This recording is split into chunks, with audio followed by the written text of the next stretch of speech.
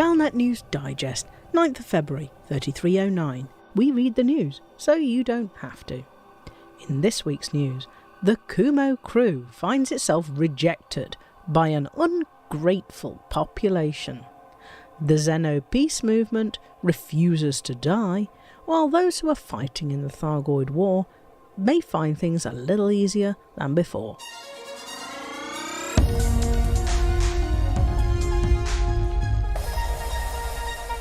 The Kumu crew is claiming that its anti-Xeno operation in the California Nebula saved many lives, but it seems that the Alliance citizens that Pirate King Archon Delane said he was helping are happier living with Thargoids than being ruled by a pirate.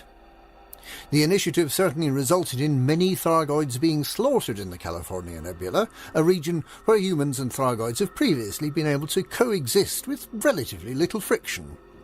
Those who assisted can claim their rewards from the Michelin megaship, which remains in the California Sector HR-WD1-28 system. However, none of the bases run by the Turner Research Group, and which the Kumo Council seized at the start of their anti-Xeno campaign, remain under Delane's control. Local militias who believe that the Kumo Council was using the anti-Xeno story as a pretext to expand in the nebula took matters into their own hands and took the bases back, with no help whatsoever from the Alliance Defence Force.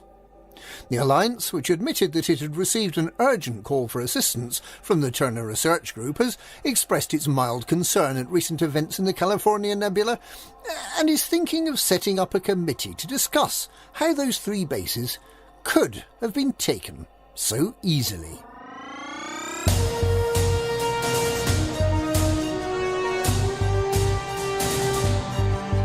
The Xeno peace movement isn't dead yet, and it's been pointing the finger at the superpowers and the corporations, claiming the Thargoid War is a massive setup designed to make arms manufacturers unbelievably wealthy. Blaming the superpowers for almost anything is fairly easy, as, with good reason, is accusing companies like Azimuth Biotech of profiting from its own incendiary actions. Timothy Culver, who used to be a spokesperson for the Thargoid Advocacy Project, claimed that the superpowers knew the Proteus wave would backfire, and that they intended to provoke a war with the aliens. The blood, he said, of billions is on the money-grabbing hands of corporate shareholders. There has been some public disorder by those who believe these conspiracy theories, and there are reports of break-ins and attempts to find written evidence to back up these theories. However, the superpowers all claim that matters are well in hand and that the protests are by a small number of anti-establishment agitators. A rather better organised protest against the Thargoid War is taking place at the wrecked Kingfisher Peace megaship in the Hyades Sector YO-Q B5-1 system. Until the 11th of February, several megaships are paying 10 times the galactic average for escape pods and black boxes recovered from the stricken megaship. Their possibly forlorn hope is that the Kingfisher may be repairable to shine on as a beacon of reconciliation in the face of the all-consuming conflict.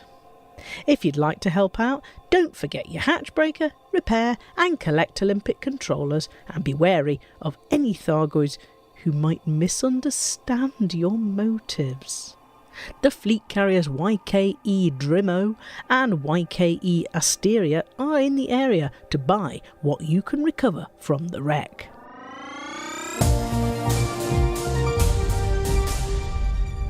It's not all sweetness and light with the alien hordes. Commanders fighting to prevent the expansion of Thargoid control on the southern fringe of human-occupied space have been given an unexpected helping hand.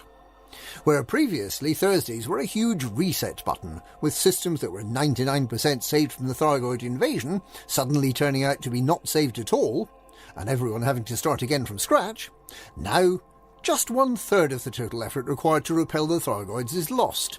So, for example, if humanity has got halfway to recovering the system, on Thursday, 1/3 of the total effort required will be lost. That's 50% minus 33%, which leaves 17% progress already achieved at the start of the next week, making it just that little bit easier to ease the Thargoids out before they take total control. This also affects Thargoid-controlled systems. If we get 2/3 of the way to driving the Thargoids out of a system they control by Thursday, then 1/3 of the progress will be lost, and we'll still be 1/3 of the way to eliminating from that system in the following week. It's still going to be a lot less effort to finish the job in a single week, but at least now any progress above 33% will mean that there's some benefit carried forward to the following week. And that's this week's Galnet News. Galnet News, we read the news so you don't have to.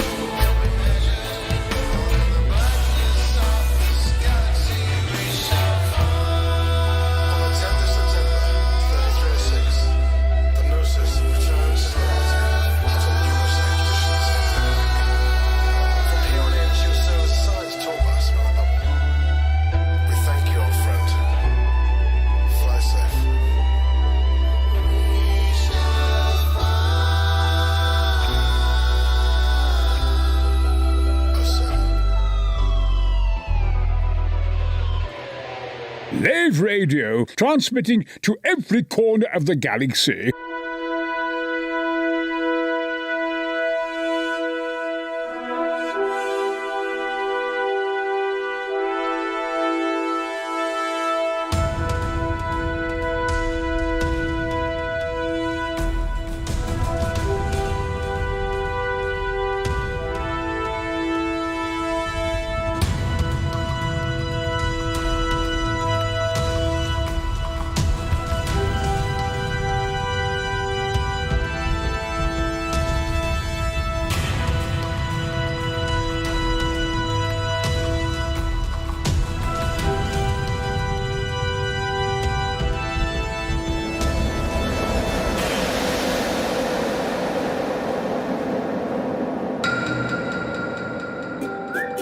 We all know what it's like.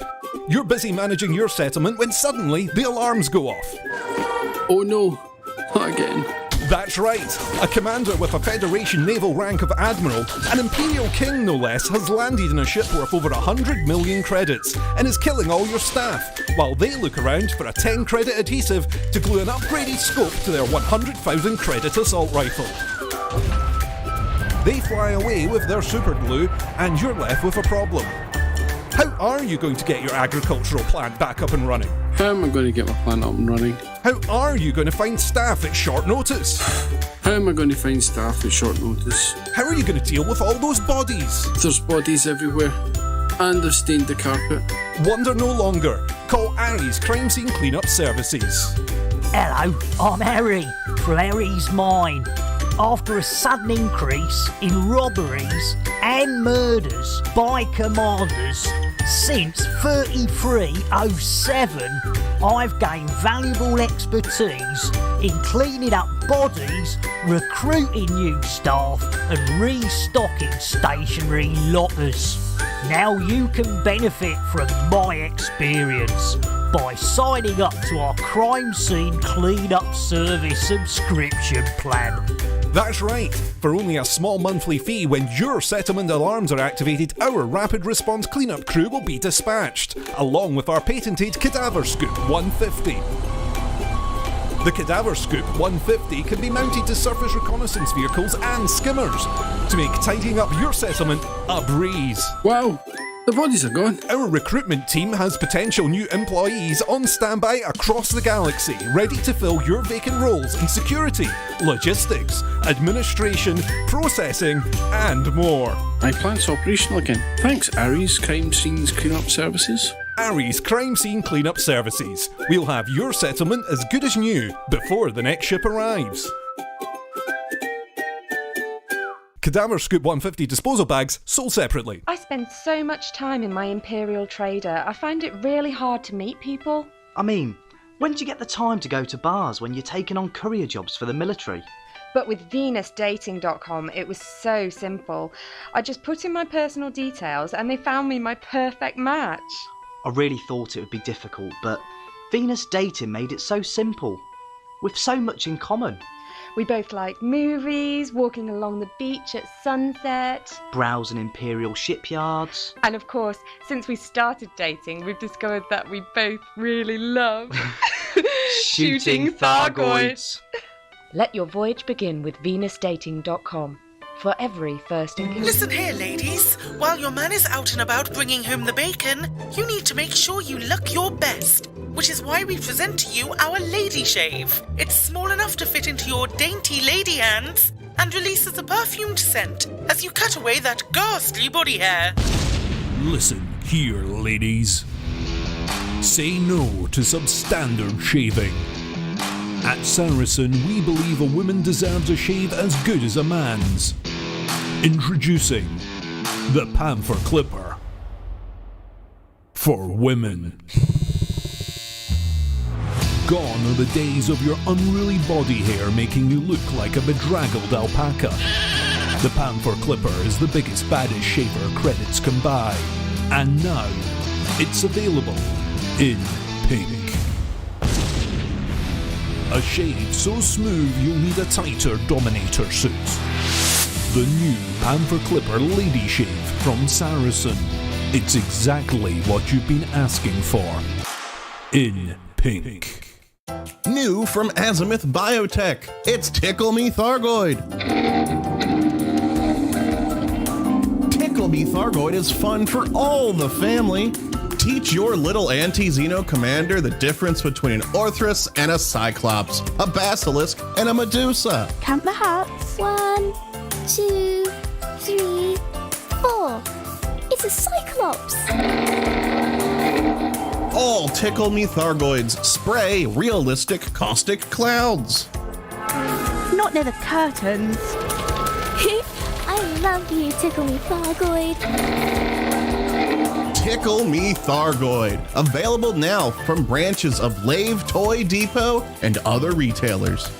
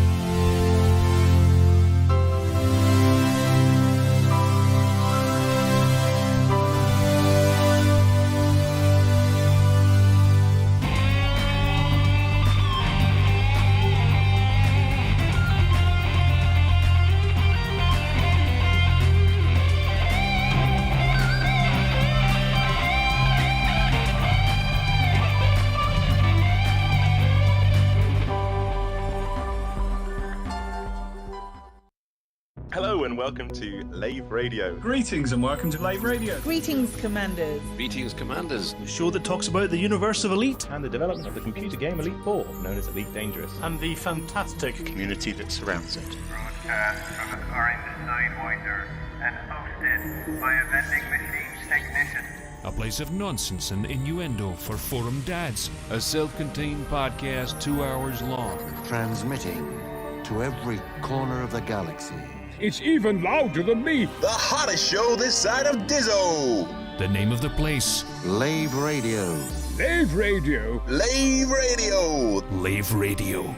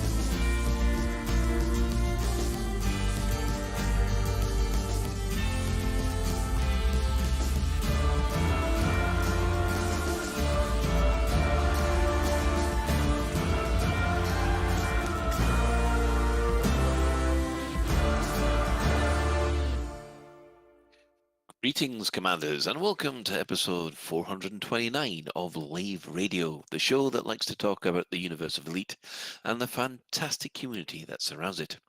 I'm your host, Commander Phoenix Fire, otherwise known as Colin Ford. I'm the Chief Archivist at Lave Station, and joining me in the Orange Sidewinder bar for this episode, we have our Banksy stunt driver, that's Commander Alec Turner. Good evening, lovers everywhere. We also have our staff liaison officer, Commander Psychit. Hi, I love this game. I don't know. And we also have our head in health and safety, Commander Ed Levice. Enough of the love it. Who's got the whips and chains? You know, I was worried about using Ben last, but yeah. Anyway. You can use me first, last, wherever you want, Colin. I love you too. Oh dear. If you wish, you can join us live, or you can join Ben and the Chris Mark IV live as they are hanging out in game in open near Lave Station. Goodness knows what they're up to, so we'll just leave them to it. But if you can't get it to us in game, you can always join the Twitch chat channel, which you can access through laveradio.com/live. Click on the live chat. Or go to twitch.tv/Lave Radio, or look at Lave Radio over YouTube. Look at Twitter, Facebook. We do have drops available for people on Twitch, though. That's a new thing, isn't it? Yeah, now we've managed to get it working. Now that we've got it working, yes. Thanks to Ben and Psychit and everybody else behind the scenes, because I've got no clue. Basically, Psychit told me what buttons to press and then said I was an idiot. That's pretty much how mine and Ben's relationship constantly is. So there's no changes there. We're all good. So you push. Why Ben do I have this kind of relationship? No, I just made Ben push some buttons and then told him he was shit at it, which I think is about right. I was pressing the wrong fucking buttons. Because you can't follow simple instructions. My apology. You said go to the drops thing. I went to the same drops thing. I literally gave you the directions of exactly where to go, and you just went, I'm just going to ignore it. And Lave Radio marriage counselling will be available later on. As I say to my business analysts at work, give me pretty pictures. And that's true. Okay, obviously a data flow diagram doesn't work for Ben. So... Oh God, and funnily enough, her name's Claire too. Jesus. You call your data flow diagrams Claire? No, one of our BAs is called Claire. Oh, as is your wife. As is my wife. And all of them call me idiots. And all of them know I need pretty pictures. So, girls calling Ben Claire, What? Girls called Claire calling Ben an idiot seems to be a constant in the universe. Happy Valentine's Day, eh? Yes, we all appear to be in love with this game more than Ben?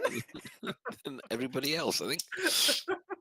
What does that say about us? Right, let's have a quick run around the team, see how they've been this week. Let's start with Alec. Other girls' names are available. I don't believe you. I'm sorry. What I've been doing. This week I've been battling with Facebook Marketplace scammers, which has been highly entertaining. Yeah, had a lot of these. So I had been chucking stuff on Facebook Marketplace, and I get a lot of inquiries that say, "Is this still available?" ? And then you get back to them and you go, "Yes, it is still available. Are you interested?" And nothing. You get no response. Had loads of those. Always just discounted it. And then I had this guy, and he did that, and I got back, and he said, "Yes, very interested. I'd like to come around tomorrow and collect it. Jolly good." And then he says, damn, it turns out I got a work thing. I'll send a DPD guy around to collect it instead. Right. And I'm like, okay, whatever, fine. DPD guy will have a envelope with the cash in it, and I'm starting to think, yeah, it sounds a bit dodgy, but whatever, carry on. He'll have an envelope with the cash in it. Oh, and there'll be you'll have to pay an insurance thing to cover that, to cover the cash. Yeah. And I'll pay you back later. So I get back to him and I say, I'm not paying anybody anything. If you want it, come and take it away and give me the money. But anything, and he sort of sticks with it a bit and goes on a bit. And then eventually I sort of I did a quick bit of Googling and found that this is a very common scam, and then sort of just immediately got back to the guy and sent him the link to the description of the scam he was trying to pull on me, and just sort of said, "I think we'll leave it there, don't you, mate? Bye." And then I've had loads of them since. I don't know why, but this particular item is just attracting the scammers. How much, if you don't mind me asking, just so we have like I have an interesting idea.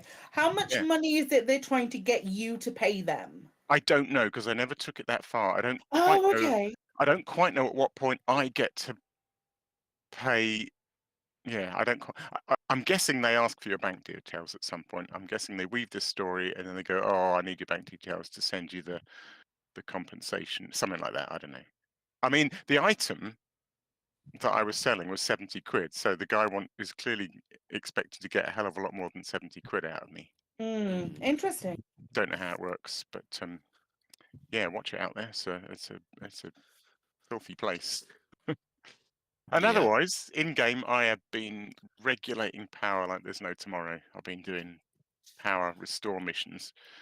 You're a registered Corgi engineer now, aren't you? I am. I've got the hang of it. I had an absolute bloody nightmare with it to start with, and I had a massive rant prepared for this show, but I've got over it since. But basically, if anyone's done any of these, there's a particular layout of base where the power building, they forgot to install any doors. So the only way to get to the power building is to go through the lab, up the stairs, over the top of the warehouse, down some more stairs, round a corridor, through the habitat. It's ludicrous, the most ludicrous base design. And when it's an agricultural, isn't it? Yeah, it is. Yeah. And the first time I attempted this, what happened? It was like it was the first time I actually found a base that was actually powered down. And I thought, here we go, finally going to get to restore power. So I'm pretty novice at this, and I didn't know what I was doing half the time. So basically, I kept running out of my own power because there were so many damn doors that I had to open. So I kept having to go back to my SRV and get more power, and then find where I was and press on. And all the time, there's AX pilots flying around, and there's comms about regular routine patrol, blah blah blah. I'm thinking that's interesting, but maybe they'll help. I don't know. So I finally power the stupid thing on, and then work my way all the way back. And I step outside the building, and there's a guard that says, "Hold it right there," and then shoots me and my SRV and blows us both up. The bastard. So just a guard. You just power it up Well, and then all. well, I mean, reading around on the subject, clearly they were probably scavs. But the trouble is, all the comms that's in your comms panel is all from AX pilots going, it's, routine patrol. Right. So you sort of, when you get outside and there's people walking around, until you've done this once, you sort of naively assume they're the people whose base you've just powered up again. So you sort of wave and go, hello. And then they shoot you, and it's all a bit of a surprise. You think, why are you shooting me? I've just powered your base up. Yeah, I must admit, I think I got surprised by the scavengers once because I fell into the same thing. But I've got the hang of it now. It's kind of routine, and it's not a bad little game loop actually. Yeah. The power restoration. Good grief! What is wrong with me this morning? Evening even. The power restoration missions are certainly one of the most popular that they've got in Odyssey. So. Okay, let's move on to Ben. What have I been up to? It's been actually quite quiet for me. I've mostly been playing Horizon Zero Dawn, I guess. Because I went through the Spider-Man phase. I finished that, and I've just started Horizon Zero Dawn. And my God, that game gets hard fast. Does it? I don't know. I don't know if I'm doing something wrong here, and anyone who's actually played Horizon Zero Dawn can maybe answer this. I got through the first bit, and I was like all happily running around in my valley, and I was like killing the robots. That was all fine. And then I went through this Daygate thing to somewhere else, and all of a sudden, my arrows, instead of like taking off maybe a third of the animal's health, take off maybe 100th of the animal's health. And I think, I'm shooting it in the little yellow bits, and they're going pop, pop, pop, and it's still not hurting the bastard. Oh. And I'm like, what the hell?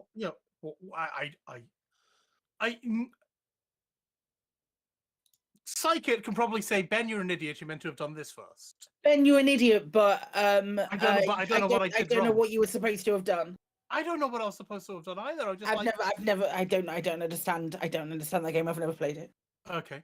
I was like, I don't understand why I've suddenly gone from being able to quite happily kill things to, oh my God, even the improved version of the things with the eye beams are kicking my arse. And I can see I can get new weapons, and I can put them in. I can put epic level damage stuff in them, and I have found out if I chain up a whole load of fire arrows together, it will actually hurt things. But it feels like I'm doing something wrong, and I don't know what the hell it is at the moment. But apart from that, I'm enjoying it. I'm loving exploring the ruins and things like that. After playing Spider-Man, I wish there were better dodge mechanics, because my God, Spider-Man's dodge and movement mechanics is glorious. Other things I've been doing, really enjoyed doing the AX stuff with yourself, Colin, last night in VR. I think it's probably one of the first times that I've almost felt a bit gippy as well, because we were in the night side of a planet, and we had to have night vision on. Yep. And it was a 1.4G world. So yeah, it felt like we were fighting in soup, to be honest. Didn't it? And the amount of times you and the legendary Al said, "Oh, here comes the ground. Wonder if it'll be friends with me," was quite a lot. The ground was very, very friendly last night, especially after the What was the gravity that you were fighting on? 1.4. 1.5. Oh, they're the worst. Yeah, it was like flying through soup, and then on top of that, you just thought you got the handle of it, and then all of a sudden you went boing off the bottom, off the ground, and I think I lost 2 crates to that. Just after you had to run for the night, we were facing off against those 2 hydras. Oh yes. So we're facing off against these 2 hydras just at the end of the thing. I landed to rearm repair, Mm. And when I came out, I was in a completely different version of the universe. Oh. No Hydras there. Our other teammate wasn't there, and it was full of scouts. Right. Okay. And I couldn't rejoin. I couldn't rejoin Ralph's instance. That was interesting. Oh, that was a bizarre one because normally the instance. Normally, once you're in. Yeah. Mind you, there were an awful lot of other players there last night. Yeah. Yeah. Well, it was quite a busy instance. Yeah, it was a lot of fun. I was like, okay, that's weird. So when that happened, I was like, you know what? I think I might call it a night too. Yeah. Normally that does have an effect. Yeah. Well, I wanted to stay on and try to kill those Hydras, but after we're back to killing scouts again. I think I'll fly off somewhere and go to bed instead. Yeah, I must admit the instance resets after a while if no damage is done to the Hydras, I think. But it might have been that. No, because Ralph still had his Hydras. Ralph was like, Ben, where the hell are you? And I'm like, I've taken off and it's full of scouts. Well, I think the best way to get around that is to jump out and then jump back in again and see whether or not you resync. Tried, didn't. Oh, didn't. Oh, right. Well, in that case, I've got no suggestions for you. I even tried being navlocked to him. Oh, is that what the whole problem with navlocking was? Right. Well, I tried navlocking onto him to see if I could use that to get me in. And then he had to land anyway, and then when he took off, he was also out, so that's when we all decided, fuck it. Yeah, there are limits, aren't there? There are limits. We had fun. Yeah, okay. We will roll over to Psykit. Hi. I've been mostly doing a lot of prep for a lot of different things that I'm working on. So we went out into Cardiff on Saturday because I've had it in my head for this is completely not relevant to Elite Dangerous, and it's going to make me sound incredibly old, but I've had it in my head for a really long time that I'm not a big fan of wearing my wedding ring and my engagement ring for no reason other than the fact that I get very, very worked up with how expensive they are. And and this isn't intentionally a humble brag, but I get worked up with how expensive they are, and I am a klutz, and I will knock something and then I'll look down and there'll be a stone missing, and that is paranoia that is of my own making. So I don't wear my rings very often, but I would like to have a ring on that hand, and I've had my heart set on getting a cladder ring for quite some time.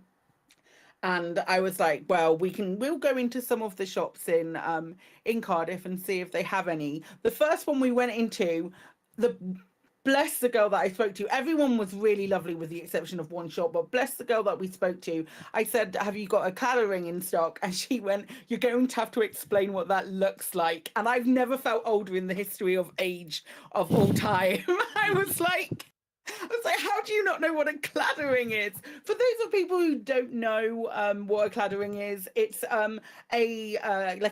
Irish Celtic ring, but it's a heart with hands holding it and then a crown on the top of the heart. And they're beautiful they're kind of old-fashioned, but I really, really like them, and I've had my heart set on one for a while. Needless to say, we didn't buy one, and one was supposed to arrive today that we ordered. And because Royal Mail, they haven't done, it hasn't arrived, and I'm very upset about it. But it's fine, I can be patient. But that was my my weekend was doing that, and then doing a lot of preparations for charity streams and all of those kind of things that are coming up, and getting ready and excited for those. What else has happened this week? I was invited to join the Ubisoft partner program, which was really, really cool. So nice. I'm really excited about it. I applied on the off chance, and they sent me an email, and I was super excited. I don't have mails from you, Jude. Oh no, I really want that bit of mail.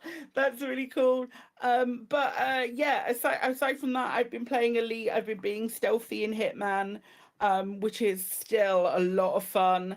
And doing a little bit of stealth in Cyberpunk as well, and then getting really, really pissed off with a point where it did an auto save, but the auto save, every time I loaded back into it, I would instantly die. So that was problematic as well.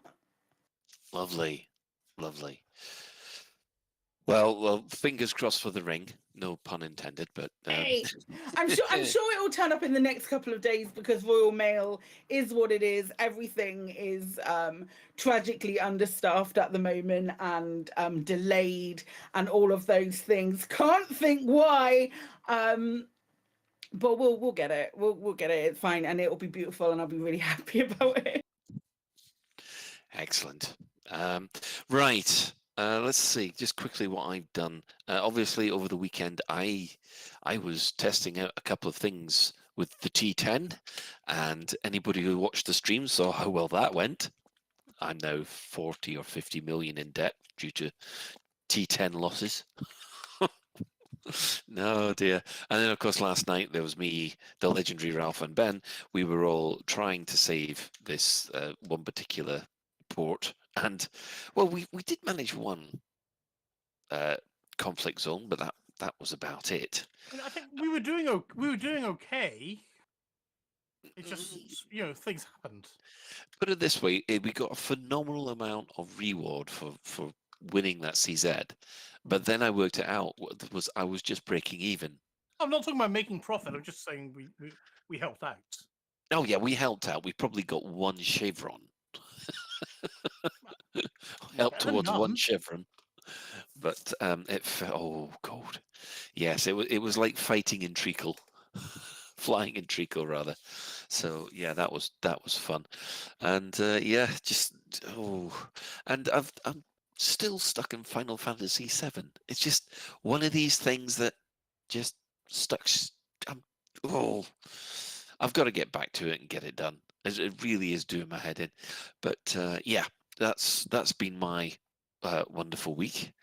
So, right, before we actually continue with the show, before we hit the development news, we actually have an announcement to make that we did notice in the streams, and we've been asked a couple of times on Twitter about Lavecon this year. We're going to have to say that there is no Lavecon this year. Those of you who know, Alan last year announced at the end of Lavecon that they weren't organising one this year, and well, let's just say we're not going to be able to organise one ourselves, and I'm afraid to say that other people might do stuff, but we don't have anything happening at the usual place in July this year, so we'll have to take a rain check. If something happens, say 2024, then we'll let you know. But until then, I'm afraid no Lavecon.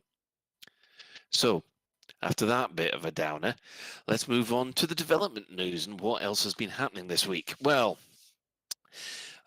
first up, and it always seems to happen this way, is on a Wednesday they seem to announce something that would have been really helpful to know about the day before.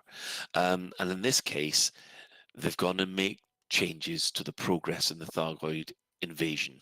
Those progress bars that get reset, they've got rid of them now. They've got a new way of calculating things.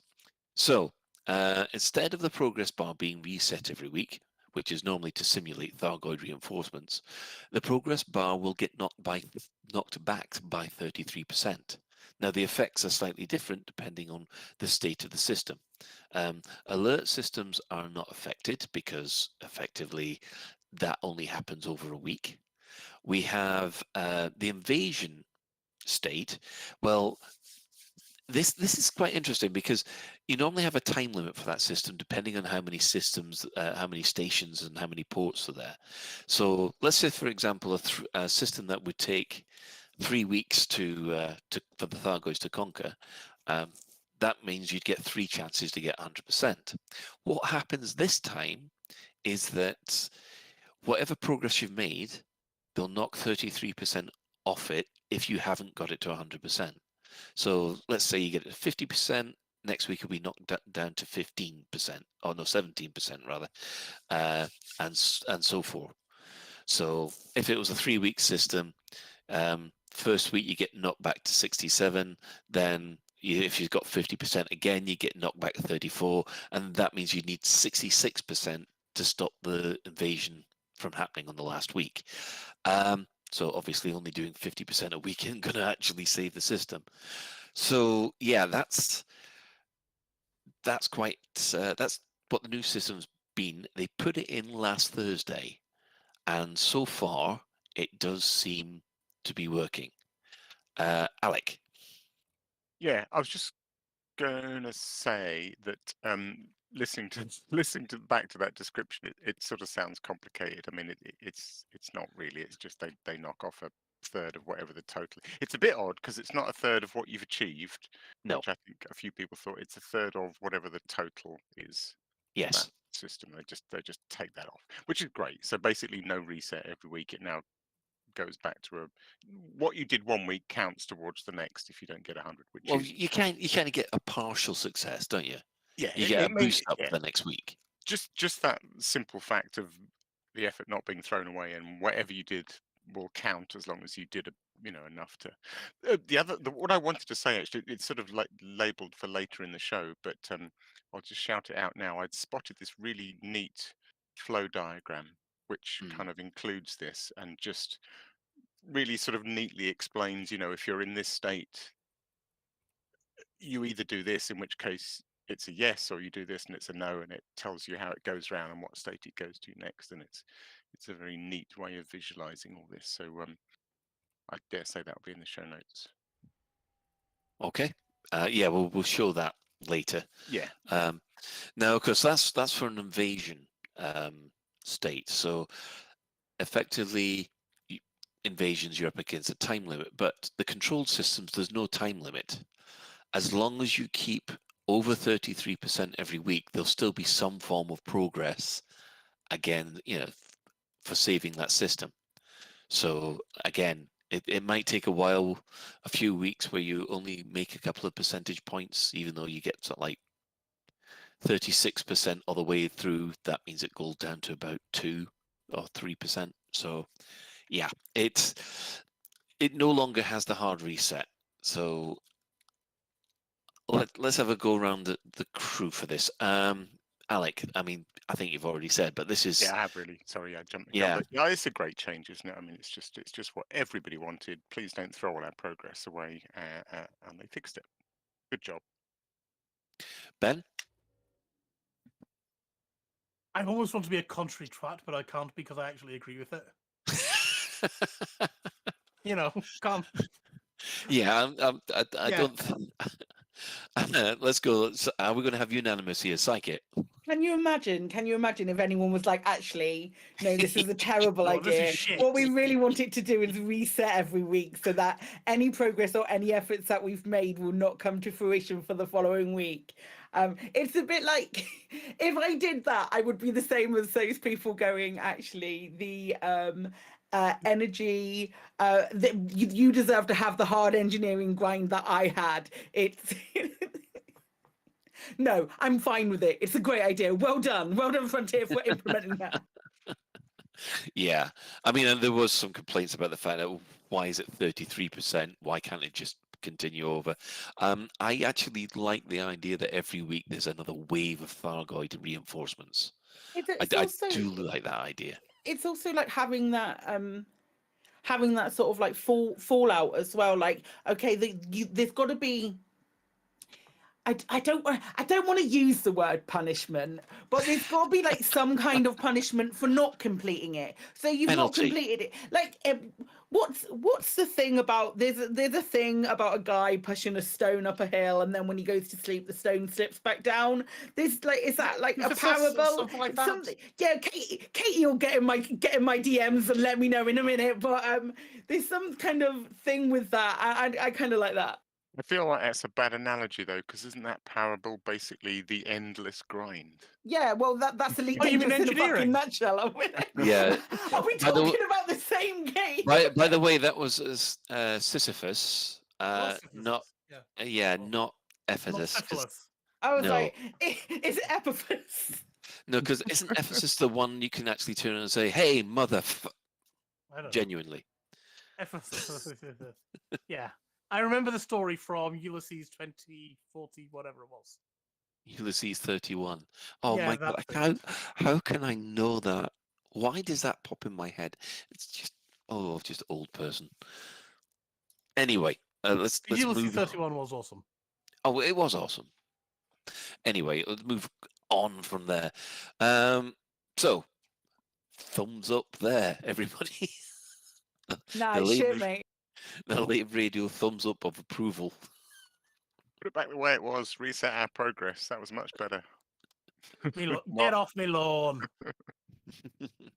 Obviously, there was the 9th of February, there was Freedom Ship Live 25, where they had our good friends, Arth and Bruce, going through some of the changes which have been happening over the last couple of weeks, the usual stellar screenshots and the whole McGubbins, but they were trying to be, how shall I put it, subtle about Update 15?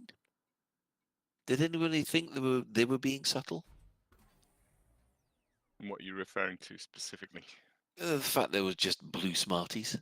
Right. No, absolutely the fuck not. I'm gonna go fucking mental if you start doing shit like this. No. You're not buying the blue Smarty triangle, Psycat. No, I'm not. I'm buying a lad who was sat on a table, just absentmindedly putting a bunch of. Don't get me wrong, there were only blue Smarties in there, but putting a bunch of, or M&Ms or whatever they were, putting a bunch of them down and then letting them move on and looking over at the guy who does all of the sound and the production and getting confirmation from them. How about ordering water from the bar? Well, that's just gimmicky as shit. That's off being gimmicky as shit. Please don't I'm read too still much with into you. it. I'm not Please sure there's anything in these things, but yeah, there's a lot of voices out there saying, Oh, it hurts us. It hurts us so bad. Yeah, you can't believe how many people got so upset over a bunch of Smarties / M&Ms. well, excited. I mean, excited by it. I think Other sweets are available. Telegraphing it. The funny thing is, do you know? The funny thing is, I did somebody had Actually, clipped it, there's and not. I did rewatch the clip. Mm. I don't know what to say.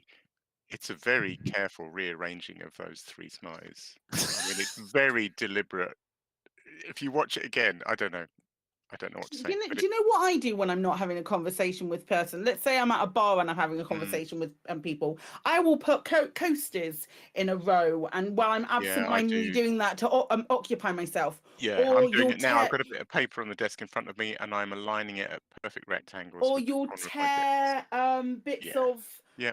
like bottle covers off. It's just a human thing. By all means, absolutely. If I'm sure we'll be able to retcon it back into Aegis being reformed or some shit like that. Let's call it that fucking meaning. I think more impressive actually was Bruce's little throw and catch of one of those M&Ms. He's a cool customer, isn't he? And he bloody knows it. Do you sometimes think that they're going, you know what? Let's have a little laugh with them. Let's try and do something which we pretend is subtle and watch them twist themselves into knots, trying to work out what we're doing when we're just saying, bah, we're joking. Is Darren in the chat? And for fuck's sake, Colin, please don't give him any hints. I don't think Darren is with us tonight. I think we don't want to give him any torturous ideas. No. So yeah, it was a good stream. It was a bit shorter than usual, which I think they just managed to get under the drop count, or just over the drop count. So you'd had to be watching it all the way from beginning to end to get all the drops. But yeah, it was absolutely fine. Really enjoyed it, and yeah, it was. Does anybody else want them to signal something from the bar? Like to be able to I've buy been a drink asking from the for a bar. drink from the bar since Odyssey came out, for crying out loud. Oh my god. Yeah, we want drunk commanders that when they try and fly, they automatically crash their ships. Yeah? With salty peanuts. Would have to raise the Peggy rating again, so it's not gonna happen. Right. Well, I'd be happy to order fruit juice. Well, that's what they used to do in old Japanese RPGs. Is that there weren't pubs and taverns; there were coffee shops everywhere. I could live with a coffee shop. Yeah, but the thing was, you walked into these these coffee shops in these RPGs, and there was all these sort of very drunk people crying into their coffee. You know, it just it was just bizarre. Anyway, picking up coffee in the corner. Yeah, basically. Obviously, now, as today is Valentine's Day, and we're recording on Valentine's Day, how our partners are letting us get away with this, I have no idea. But yes, Paul Crowther has been posting some Valentine messages for everybody. Ben, do you want to take these? I can do if you want. Let me. Sorry, I was just looking up the Peggy rating of Sea of Thieves for Beetlejude, and apparently, because they've got grog in that, haven't they? Yeah, they've got grog, and people are saying they're pretty sure it's a 12. It is a 12. I just googled it. Yeah. So yeah, we just googled that, and it is a 12, so that's fine. You need me to go and do this now, so I need to find that. I need to do this. Sorry, I'm building my ship at the same time. I'm doing important things here, Colin. Multitasking, mate. Can't you multitask? No, I'm a man. Jesus. Oh, you're just hiding behind reliable stereotypes. Come on. Yeah, I know it's here because I added it. I'm gonna have to look for Paul, aren't I? There we go. Right. Well, okay, I'll take it then. Okay, I've found it now. Oh, you found it. Good. Professional radio at its best. I was also typing the word Paul and found it. So yeah, Paul did a bunch of creepy Valentines, which I thought were very funny. So the first one he did was, "Don't cry if you're single this Valentine's Day. You are never truly alone as long as they, done all weirdly, are always with you." And then the second one he put out was, "If I said you had a beautiful body, would you let me reanimate it?" And the last one that I saw, though there might be others, "Roses are red, violets are blue. I find your heart is the most difficult to chew." Does it just me, or is he sort of a bit loving the zombies there?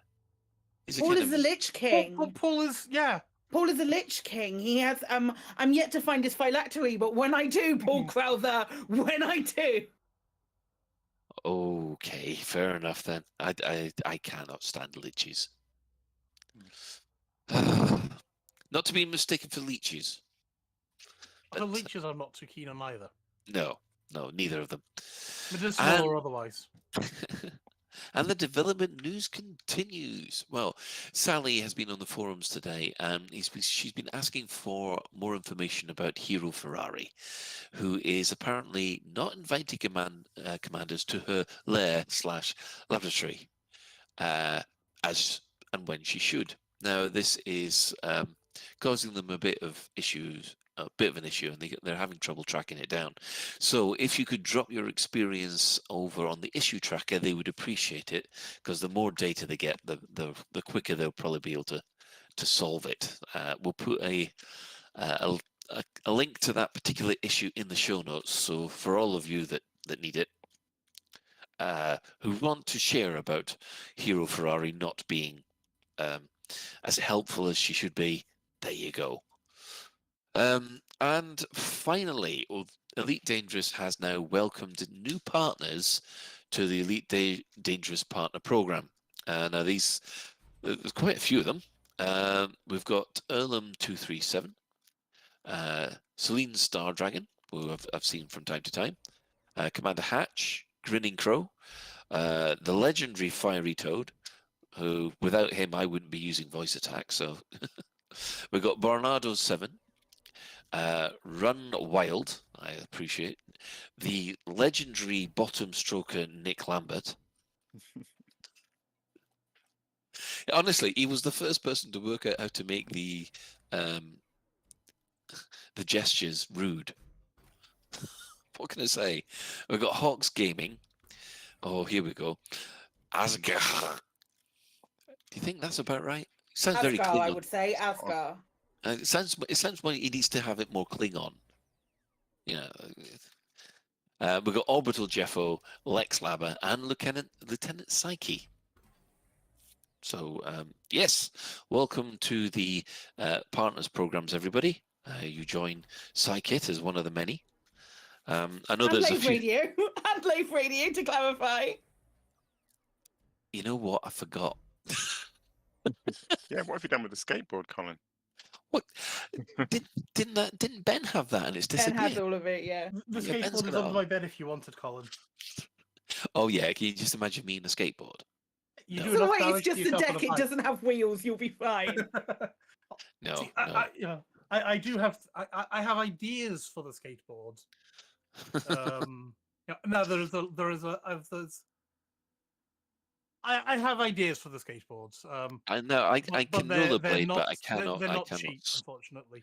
I cannot skateboard, but I can certainly rollerblade quite well. So, I used to go skateboarding when I was about 13. so 40 years ago then. Christ, yes, about that. No, over 43 years ago. No, 33 years ago. It's like riding a bike. Oh, hang on. No, it's not. I don't know. It's I have no idea. I really would like to try, but I've got ideas that I've seen, and I think it would be cool. But I don't know. think we should have a Kickstarter. Just have a video of Ben on the skateboard. A charity kick or a charity stream.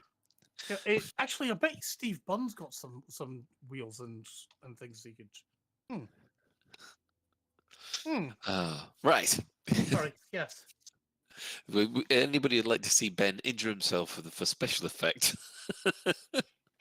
I'm just dropping you in it. Okay, let's move on.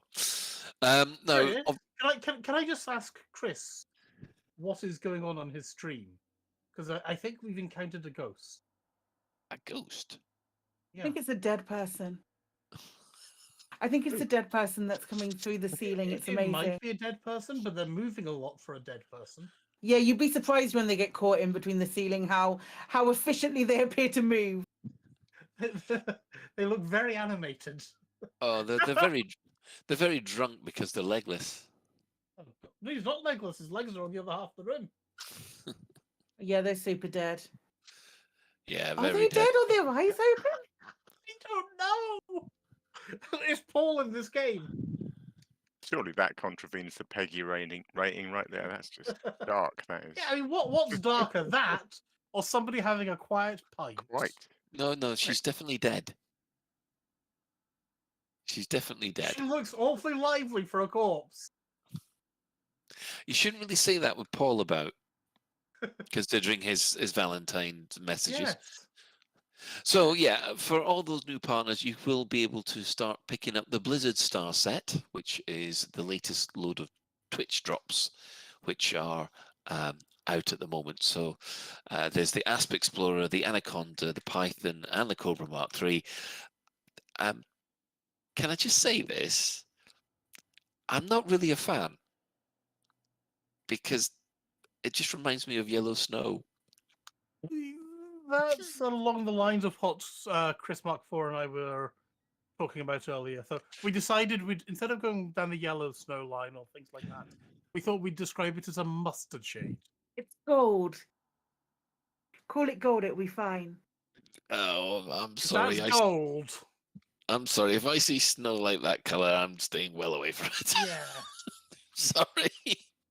It might be the lighting does change paint jobs. I will freely admit that. So it could be. Yes. Okay. Well, from all that news, we shall move on to the in-game events of what has been happening this week.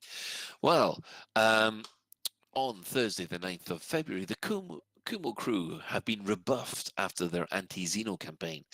Now, this was the good old pirate lord himself, basically taking on himself to defend the California Nebula, and it went very successfully for him. However, I don't think he got the rewards he was expecting, because the Alliance populace said, right, thank you very much for saving us from the Thargoids, now get lost, and chucked him out. So that that was a bit of a surprise. I think everybody thought that the California Nebula was going to then turn into sort of a pirate haven, which, to tell you the truth, I wouldn't mind.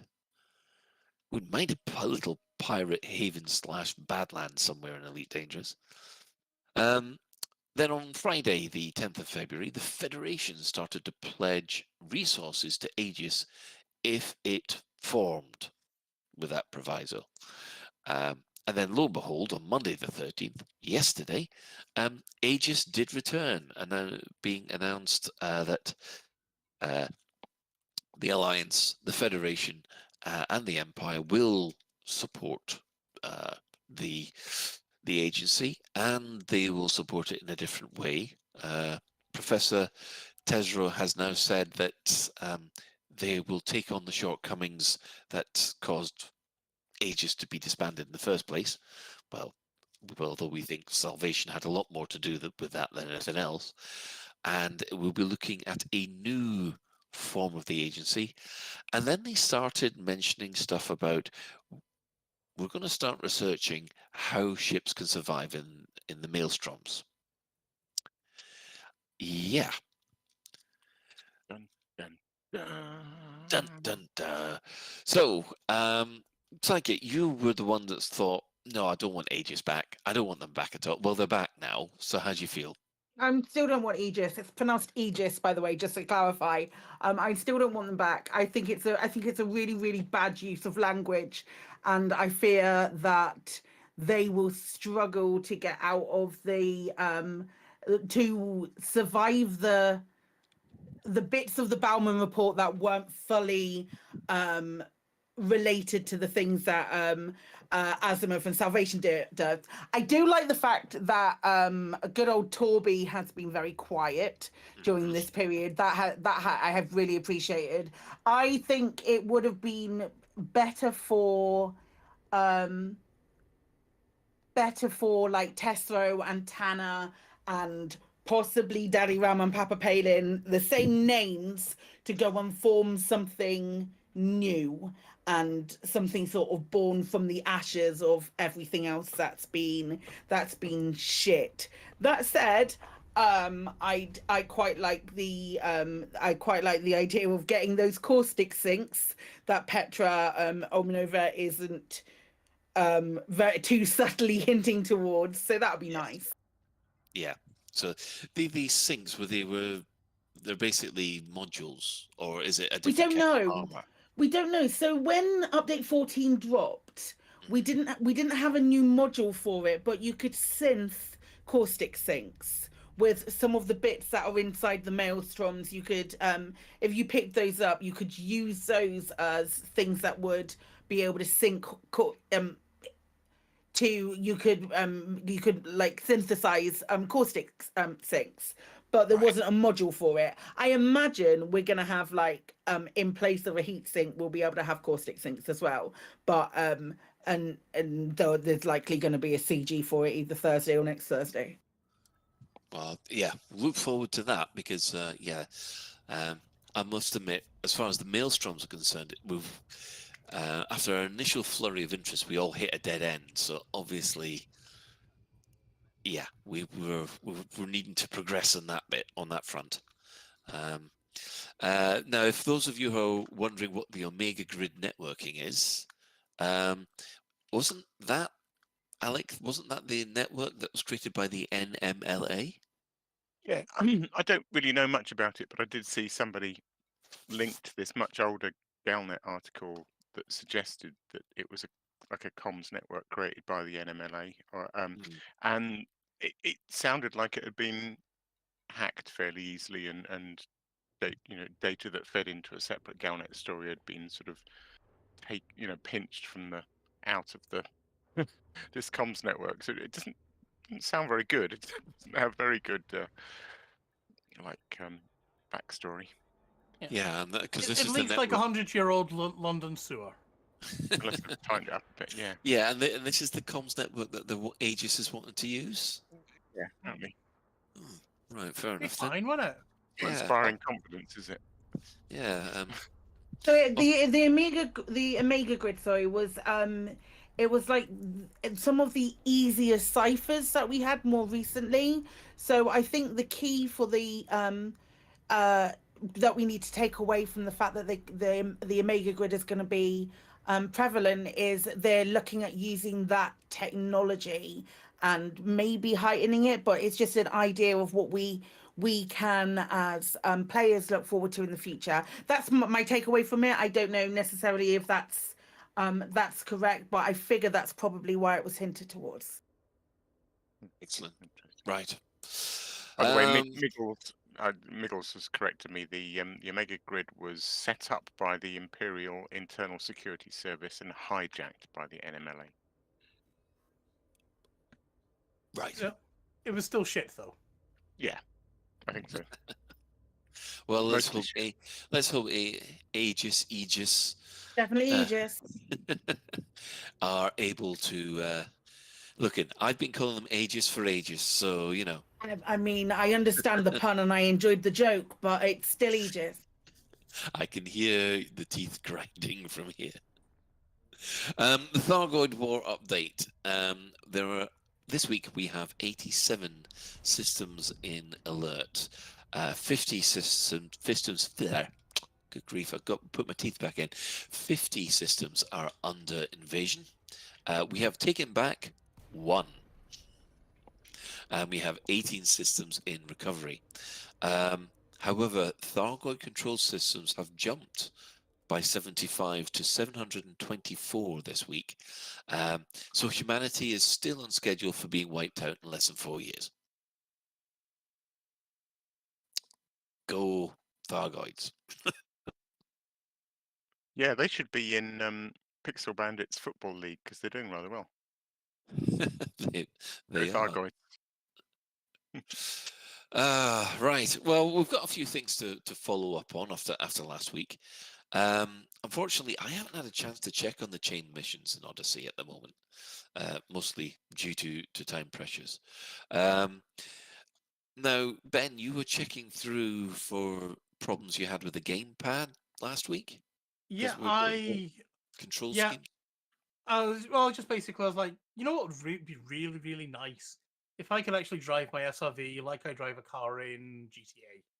You know, I want my right trigger for forward, left trigger for backwards, steering bits, and so on. And then somebody whose name I'm going to remember, who I do know, honest, Valeriak, went up and said, well, you could always try using this.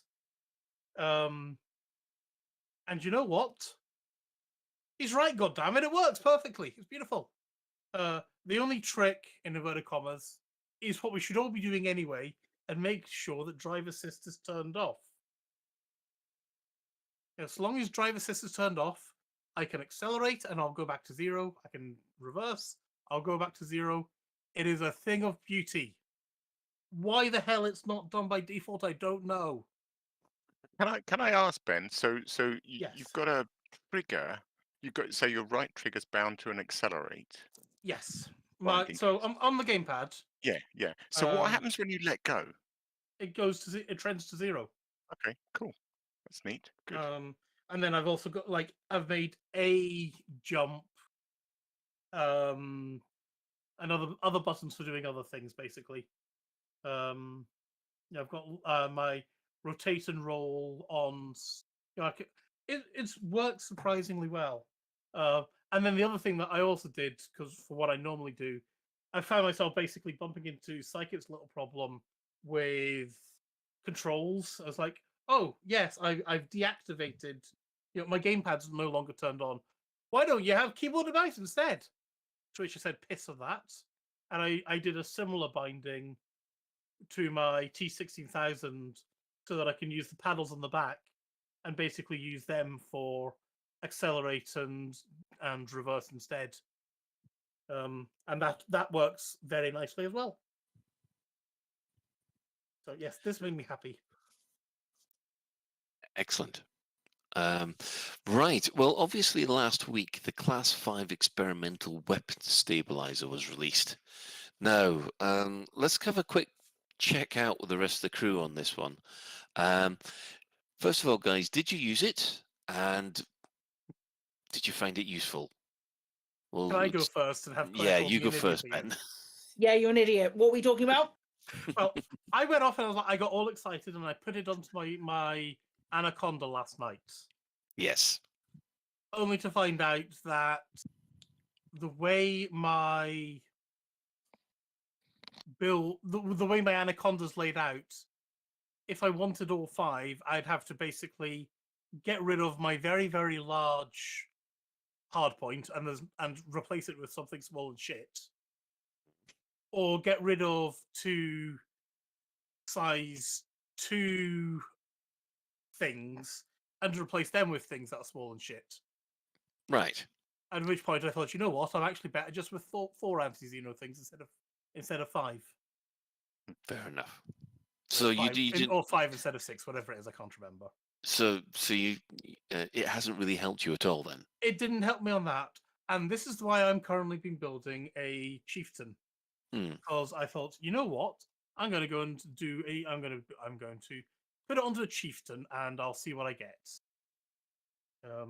So I've got a chieftain that I'm sure people will say, Ben, what the hell are you thinking? It's a shit idea.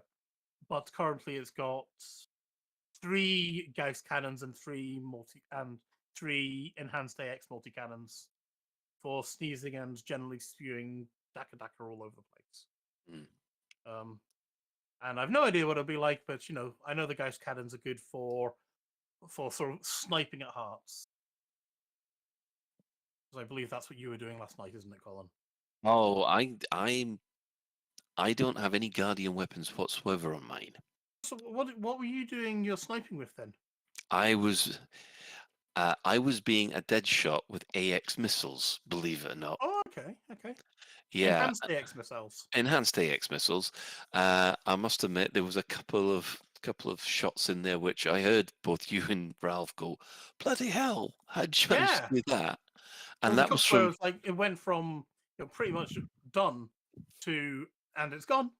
Yep. And those were hearts from 3 kilometers away, so I was very, very impressed with my accuracy. Asked me to do it on purpose again, probably never be able to do it. Yeah, but you'll take it. Yeah, but I'll take it. So yeah, I have put on my T10 six AX multi cannons. And yeah, if you want the Daka, it is gorgeously Daka. However, the downside is that it's a T10, which means that it's just other people will be able to, but I have an engineered T10 with dirty drives, and this ship is no good against interceptors, which just runs rings around you. Yeah, I mean, I was in my Anaconda last night, and it was beautiful in my all-turreted anti-Xeno Anaconda, just going against all the scouts. That was brilliant. It's just like, select a scout, shoot, and just fly in its general vicinity, and the scout will die. Yeah. The problem I had with the T10 was that I was trying to get back to the wonderful Guy system. And the problem was everywhere you would go, you'd get hyperdicted. And I don't know about anybody else,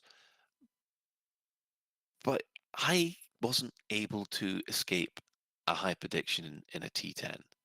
And for some reason, the Thargoids are very, very good at knocking your shields down and then immediately targeting the FSD, so you can't get away. So yeah, that's why I lost so many blooming T10s over the weekend. So I'm like you. I'm back on 4 experimental weapons when we were flying about last night in the crate. I lost a few crates to the ground, but apart from that, we did okay, I think. What about yourself, Alec? I haven't tried it. That's quite interesting to hear from your experience, though, that I've heard a few people sort of saying it doesn't really work and you kind of end up going back to 4. That's quite satisfying somehow, isn't it? That the the way the manufacturer designed it in the first place does work really nicely. And sure, you can slap more on for a bit of fun, but it doesn't really. I think in order, it's the ship balance, you see, because in order to take Thargoids on, you need a ship that's got speed. You do. You need all sorts of things, don't you? And Yeah, I find that very satisfying, actually. That 4 is the best.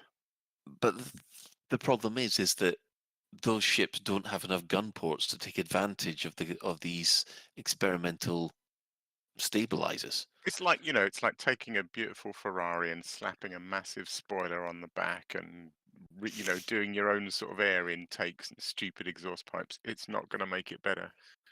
It might look cool to your mind, but it's not going to make it better. Actually, if you try and customize a Ferrari like that, Ferrari will get in touch with you and demand that they take the Ferrari badge off. Do they? Yeah. Do they? Oh, that's cool. It's if you try and do go faster stripes on a Ferrari or something like that that's not approved, they will get in contact and try and get you and try to take the badge off it.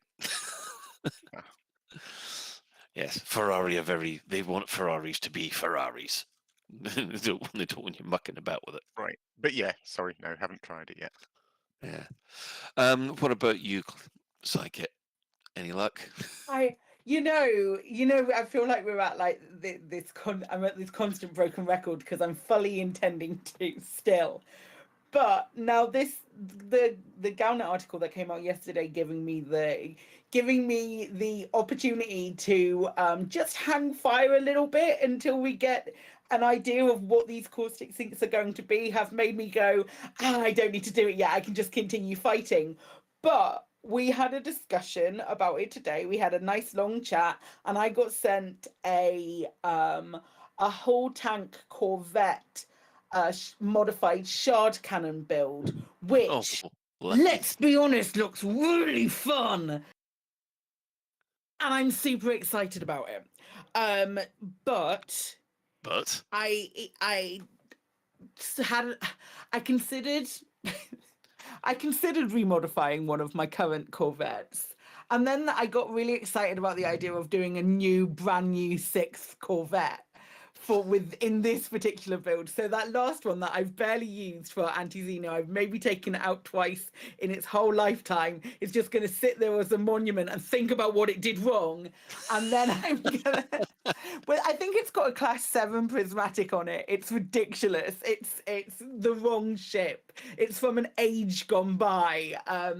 But now I think I'm going to make a brand new Corvette, but I need a lot of core dynamic composites and all of those kind of things. So what better thing to do than kill 1 Hydra mission or kill 2 Hydra missions and get 10 different modified embedded firmware and all of that sort of stuff that I can keep going back and forth between the material traders and trade until I've got all the materials I need. So long story short, no, I haven't used them yet, Colin. So look at that. I suffered death over and over again for everybody just to find out it's not great. No, I mean, I feel like a Type 10 with AX multi-cannons is very, very much a support ship.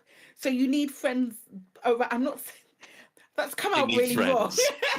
That's what you're saying, Colin. You need friends. That's come out wrong. But I wouldn't recommend soloing an Anti-Xeno conflict zone in a Type 10 that, let's face it, turns like it's moving through treacle. without like some other, maybe more nippy. The word competent gets thrown about, but maybe like more qualified anti-Xeno pilots with more firepower to that you can assist with the majesty of the Type 10. Somehow someone on if you're watching us on Twitch, we've got someone sat outside the living at the bar in the actual docking bay. That is a misalignment pretty far. He's just sitting there enjoying the atmosphere. It's not Ghost Giraffe, is it? Yeah, we'll touch on that later because We've got somebody else outside the bar window.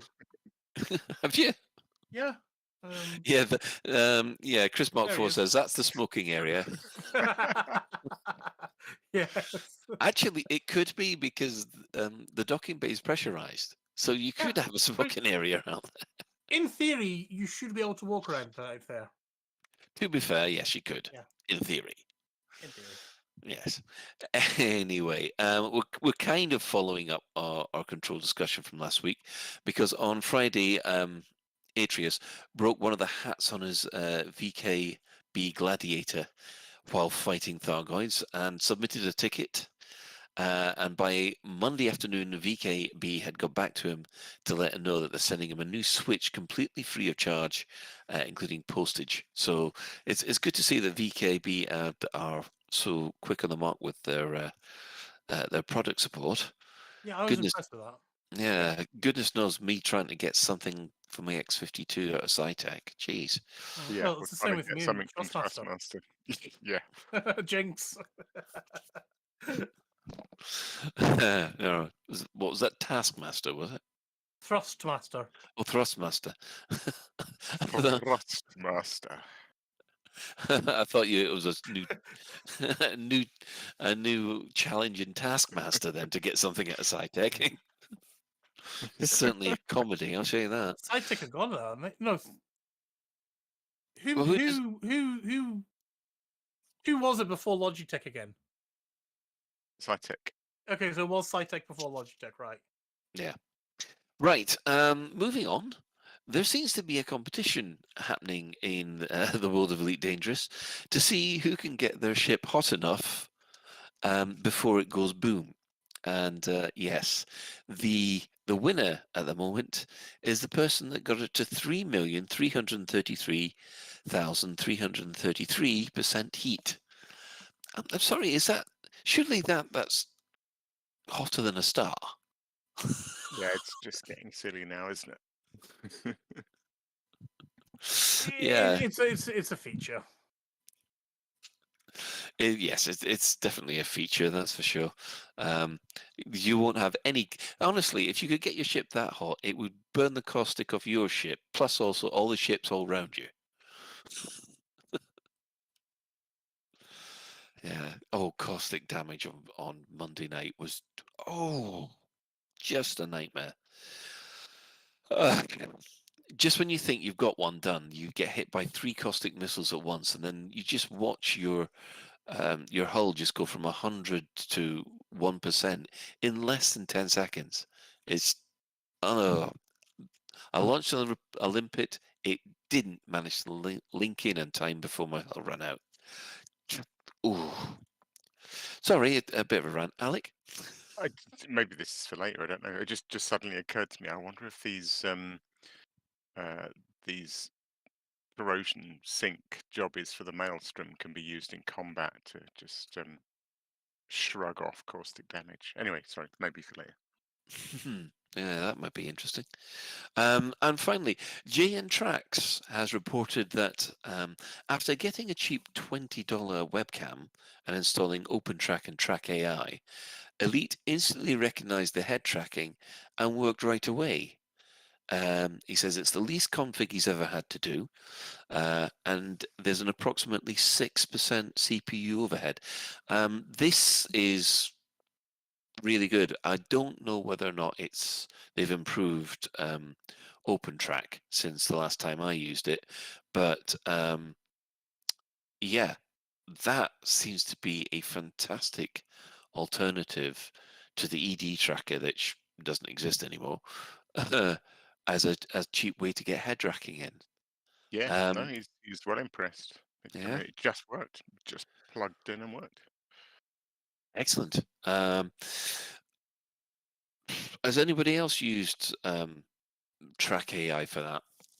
Or I used Track AI ages ago with the, you know those fake VR things that you had with the you strap a phone on the front of your head. Oh, with Oh, like yeah, Google I've got those. Cardboard, that kind of thing. Yeah, Yeah. What did you used to call it again? Call them like the Oculus Peasant or something. The Oculus Thrift, I used to call That's it. Yes. Yeah, I was one of the first people in the country to do that. Yeah. Because basically I didn't have a VR headset, and it actually got reasonable results back then. It still exists, and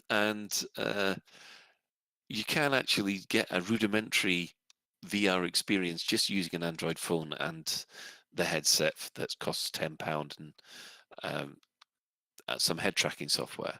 Yeah. It's actually quite good. It worked well enough. It worked well enough to give you a taster of VR that you thought, this is quite good. I might splash out for something better. But yeah, it had its limits. Oh yeah, but it was good for what it were.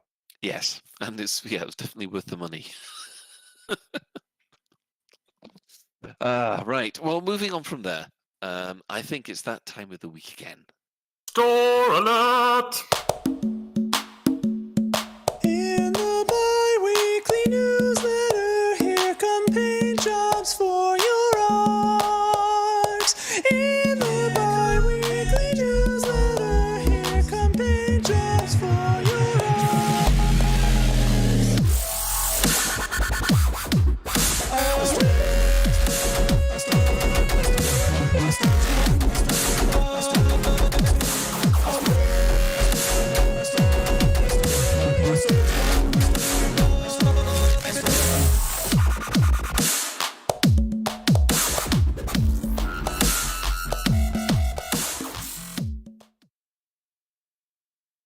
And welcome back. Well, the store alerts have returned to ships only for the for the skins this week. Yes, the wonderful Cobra Mark III gets several actually hunter-style paint jobs, which seem to be chrome with added stripes. Now, I will admit that I really do like the chrome Cobra. I've got one myself. But this actually, I don't know. I hate to say this. I think they look better than the chrome skin job or paint job rather. What do you guys think?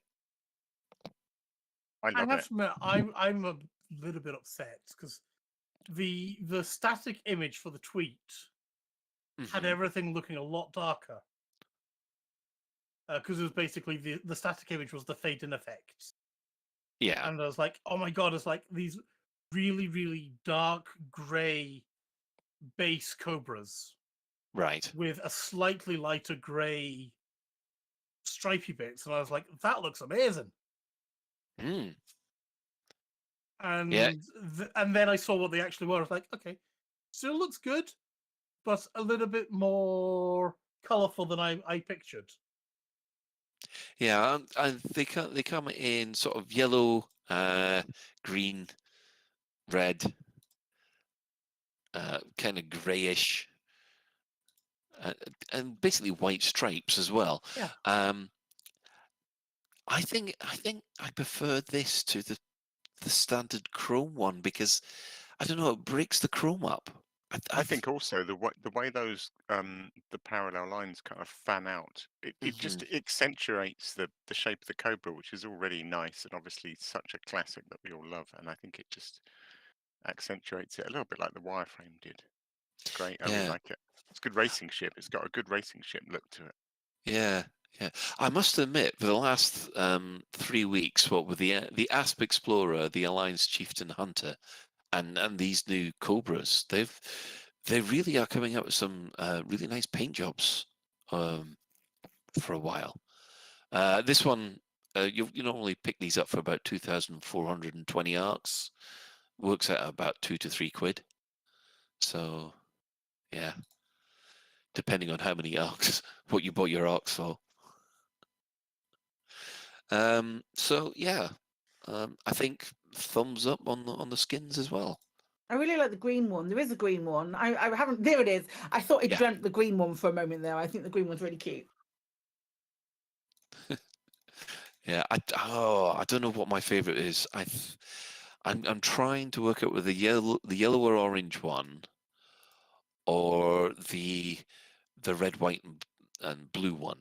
I think I might go for the red, white, and blue one. Not that I'm being patriotic or anything. So after that, we're going to take a short break, have some adverts, and then I think we'll come back with a community corner. Lave Radio, transmitting to every corner of the galaxy. Oi, how you doing, my brother? So you run some data and you left your little sidey and you're starting to think about maybe a ship that can punch a little bit harder. Well, the Killback, the one with the little flappy wings, is just what the doctor ordered. It is multi-crew enabled and is the smallest ship with a fighter bay, so you can point and they will do your bidding. Ha! It's got 3 utility mounts, 2 small and 2 medium hard points, plus a whole batch of compartments. So if you want a bit of fun, grab a Killback, my son. From the creators of luggage limpets and passenger lounge suitcase shuttles comes the latest revolution in passenger transportation. The passenger cannon. For centuries, circus performers have perfected the technique of being fired from a cannon. Paired with our new memory gel passenger pod impact absorption technology, you too can speed up disembarkation times from your liner by up to 250%. No longer be limited by pad sizes and excessive docking fees with the passenger cannon. But how does it all work? First, all passengers will be issued with a passenger pod inflation suit during transit. On approach to your passenger's destination, simply fill the inflation suit with our patented impact-absorbing memory gel. Then, once in a stable position in proximity to the destination, effortlessly slide them into the disembarkation chamber ready for launch. The passenger cannon is now available in both gimbaled and turreted varieties to make aiming elementary. Make your liner one of the top 1% in the galaxy. Buy a passenger cannon today. Warning, passenger cannon must not be operated on high-gravity planets or near geysers. Space is vast, and pirates have needs just like anyone else. Introducing the Lonely Pirate Handbook, the ultimate resource for lonely pirates. Our guide covers the hot spots and not spots of interstellar space, from smugglers' dens to space station taverns, with helpful chapters such as how to be presentable in polite society, how to get rid of that nefarious rank, and my favorite, occasionally shower. Are your early advances often mistaken for attempts to rob or plunder? Oh, I've come a long way for what's in your hold. Prepare to be boarded. Frameshift charge detected. Oh. Buy today and receive the Lonely Pirates Chat-Up Guide for free. I've got a very large hard point. Would you like to see my very large hard point? You're so hot. You're making my temperature critical. Lower your shields. I want to inspect the goods. Come back to my place. I might let you touch my A-rated anaconda. Are you smuggling illegal goods? Because you've got fine written all over you. The Lonely Pirates Handbook. Now available in all Anarchy bookstores. We'll teach you to loot anyone's heart. New from Azimuth Biotech, it's Tickle Me Thargoid. Tickle Me Thargoid is fun for all the family. Teach your little anti-Xeno commander the difference between an Orthrus and a Cyclops, a Basilisk and a Medusa. Count the hearts. 1, 2, 3, 4. It's a Cyclops. Teach them their weakness and how to exploit them. Now rip up the hearts. One by one. I don't want to. Do it. Using the tool. Do it. Now stomp on its face. Smash its face in. I've got them.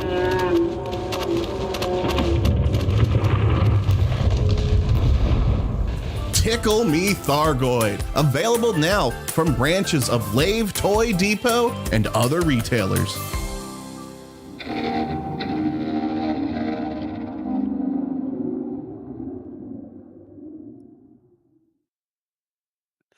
Was it just me, or did someone there was channeling the Emperor? Just do it. Come on, that's my sister. Do it. Well, she did a really fucking good read. I'm super proud of her for doing it. Thank you, Katiana. I think mine just sounds like dirty old man. Ugh. Yeah, anyway. pretty much. And mine didn't. Well, that's just a given, Ben. Anyway, shall we move on? The community has been very. Should we let people know that we're not doing a main discussion? I did say that we were going straight to the community news afterwards. After the advert. We've had an advert since then. I can't remember you saying that. Sorry. Forget I said anything. Great. I've got people self-editing while we're presenting now. So you know. I self-edit whenever you're talking, Colin. Oh, is that what you call it? Right. Moving on.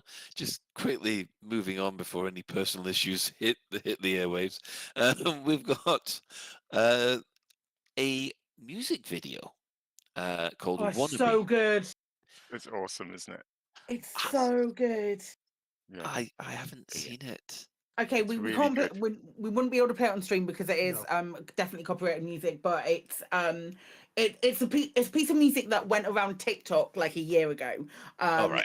It was it's a cover of the Spice Girls Wannabe, but it's like a little bit more grungy and a little bit more gritty. But the editing, I haven't seen editing like this for an Elite Dangerous thing. This Pro to Cop is phenomenal. Just such a good editor. Did you see his previous video? I've gone through the rest of them based on that video. So good. So good. So I caught his previous one and I was already subscribed when this one dropped, and it just blew me away. What was really so cool actually was that I posted it. I sort of said, do you mind if I promote this? Because he had like 6 likes or something, and I was thinking, fuck me, this needs more likes. Yeah. So I posted it on Twitter, and Sally, bless her, this was on Monday morning, and Discovery Scanner must have been, to go to press, and she stopped press and wedged it in Discovery Scanner, bless her, which was awesome. And the guy is so chuffed about the attention he's getting. But it's fucking brilliant. Excellent. I've got to look this up then. If you lot are all recommending it. Yeah, it's 1.5 minutes long. It's really quick, but it's really punchy. It's amazing. I do want to just quickly say about this, and it didn't affect me, but my brother-in-law really liked the Spice Girls, and I was like, you need to see this. And he's like, I can't watch that video. The effects that he's using with the zooms and the sideways, I don't even know how to describe it, but the effect, basically after about 20 seconds, gave him a real bad migraine. Interesting. Okay. Oh, interesting. He has been warned. Yeah, so I loved it. I thought it was great, but it gave my brother-in-law a migraine, so hey. Fair enough. As you've also just heard, there's something being released by Psychic called the Lonely Pirates Handbook. I do them. I do the I've started in the long list of I'm not doing a lot of things. I'm not working on a shit ton of stuff behind the scenes or anything. Not me, surely not. I'm not up to my eyeballs, I'll sleep in November, it's not a problem. I went, you know what I can do? I could probably do like little animated adverts or little animated shorts for each of the adverts that me and Chris Bot 4 are doing, because we have a lot of fun doing them, and I just keep thinking about ways to visualize them as well. So yeah, they're going up on my YouTube Probably every Monday until I run out or until I haven't managed to make another one. I've got 3 in hand at the moment. So yeah. Nice. Yeah, they're really fun to do, and you know, I just fucking love it. I love Yeah, it bring so 'em on. much. Bring them on. Unfortunately, although Psychic may be busy and everybody else, it seems that nobody's been doing anything on the community planner. Doesn't seem to be anything at all for the next month and a half. So yeah, I think it's the quietest I've ever seen it, which is a bit of a shame. But Hey, then again, Alec, put on a buckyball race. Yes, I'm go and do it feeling the right now. mounting pressure. yeah. When does the season start again? Does it match the F1 season? You've got until end of March. Dear. Anyway, also moving on from there, as you know, in the real world, there's been quite a lot of shooting downs of unidentified flying objects over the States and apparently over Romania as well for some reason. However, one of the ones that was shot down over Canada lately was reported as having 8 sides, and to which David Braben went, something shot down unidentified with 8 sides, eh? I wonder where we've heard about those before.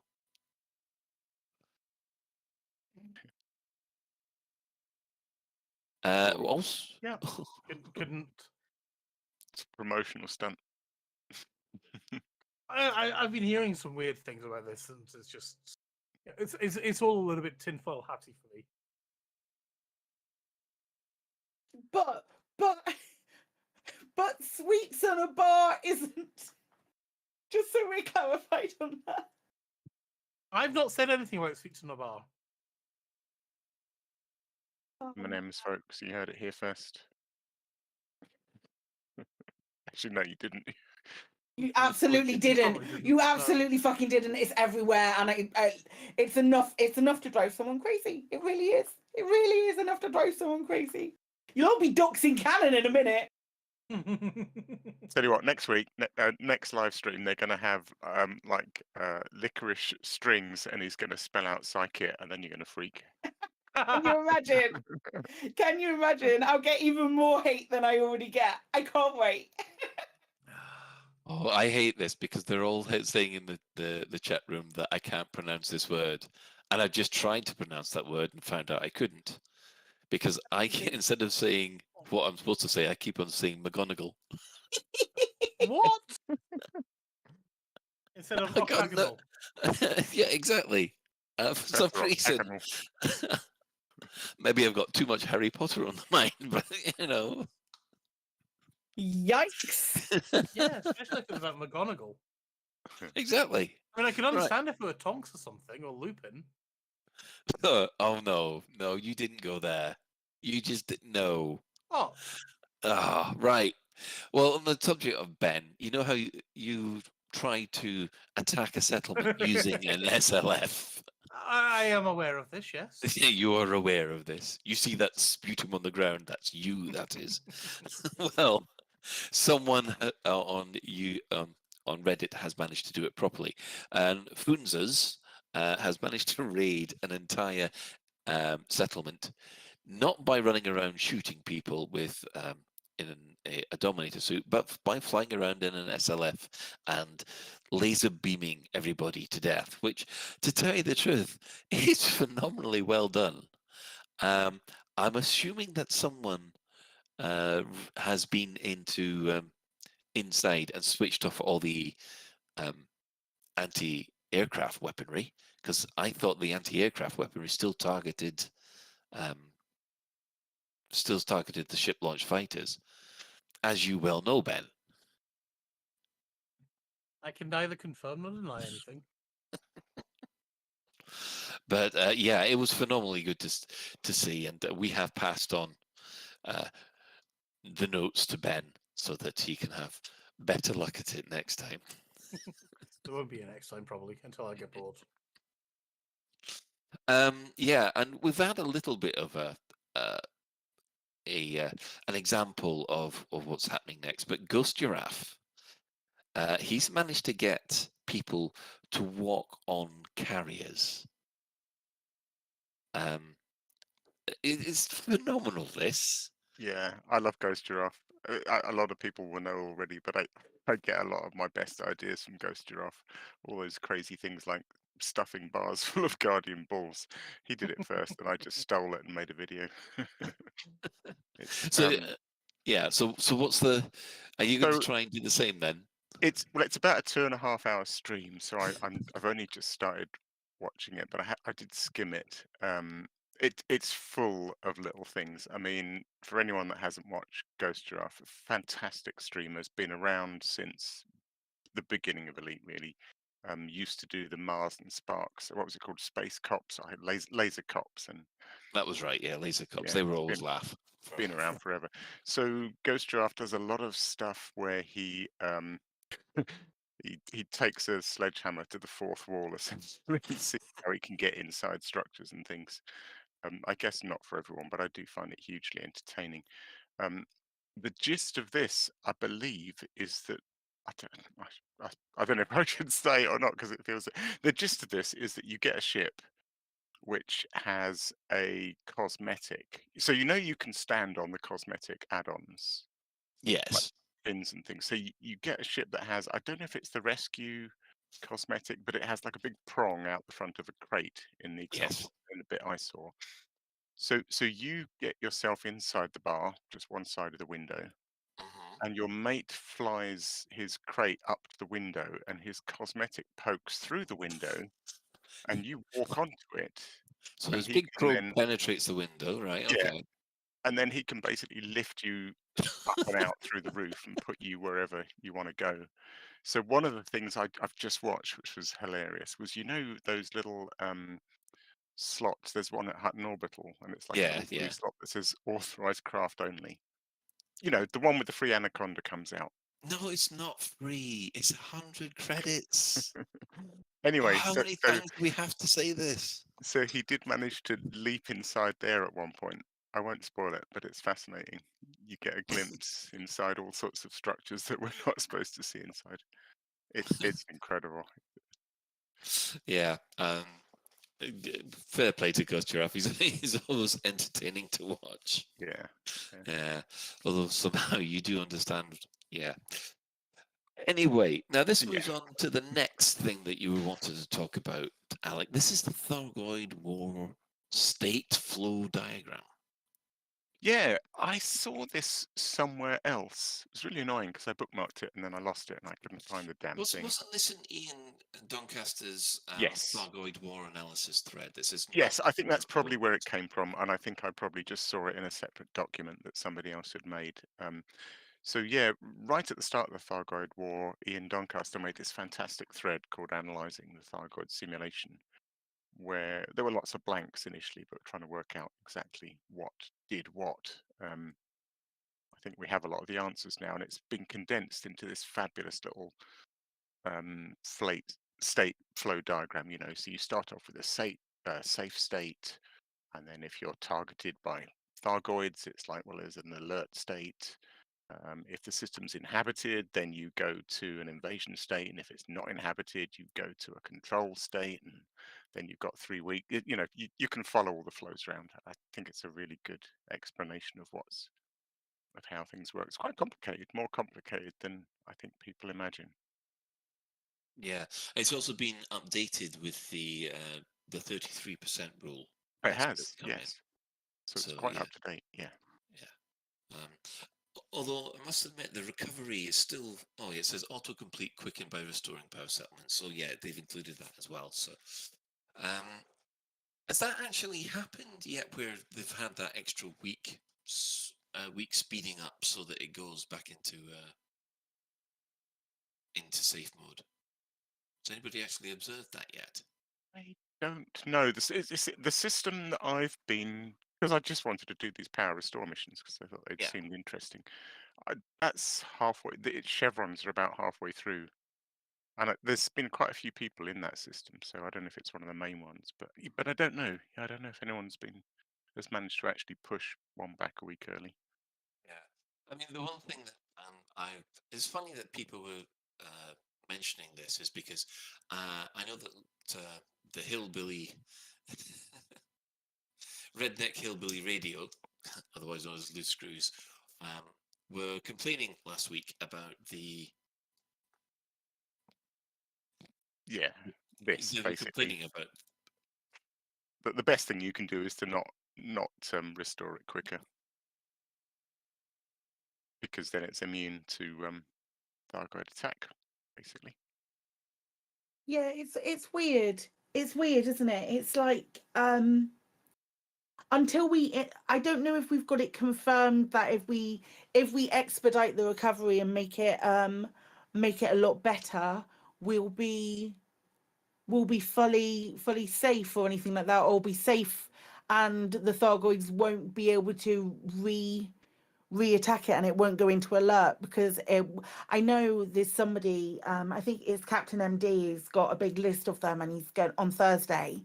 He's going to double check to see if they get it. They're in their last week, so if they get go straight into alert again, it's kind of like, where is our impetus in getting these things done? Interesting. Well, it's funny that, because I was having a serious think about all this. Why is this? Why do we want to accelerate this to? I'm now gone all boomy, have I? Oh, No, you're fine. You're just like normal now. Am I? Okay. Yeah. Oh, jeez. Well, okay. There's an edit point for everybody. Right. No, like I said, I was having a think about this. If your system comes online earlier and then it goes back straight into alert, you've actually saved another system from going into alert elsewhere. So actually, from what you're doing, is you're stopping the spread of the Thargoids going any further. And to tell you the truth, this kind of simulates what happens in a war, because there is always this back and forward over a battlefield. Is that true? Yes. Can only so many states go into alert in a given fresh week? Though? It does seem to be that there is a certain amount of capability that the Thargoids can do, dependent on how many control systems they've got. Okay, cool. So that if your system goes into an alert, it means there's one less system going into an alert elsewhere. But also, counterpoint to that, burnout from video games. Yes, that. Do you know what? Do you know what I mean? I don't want to sound like a big negative Nancy or anything, but I just think that it's that's all well and good that we're stopping it from going elsewhere, but it's really disheartening to see something that's been all the way around those houses waiting to get to that resolution and get to be safe, and instead of going into safe, it goes straight back into the alert, the alert stage. That just, to me, with the best will in the world, can definitely put folks off wanting to keep doing what they're doing. There needs to be not just this perpetual circle of maintenance, because we're still not maintaining it. It's still spreading. There's still more systems every day, every week. Am I right in saying that? Now I've said that.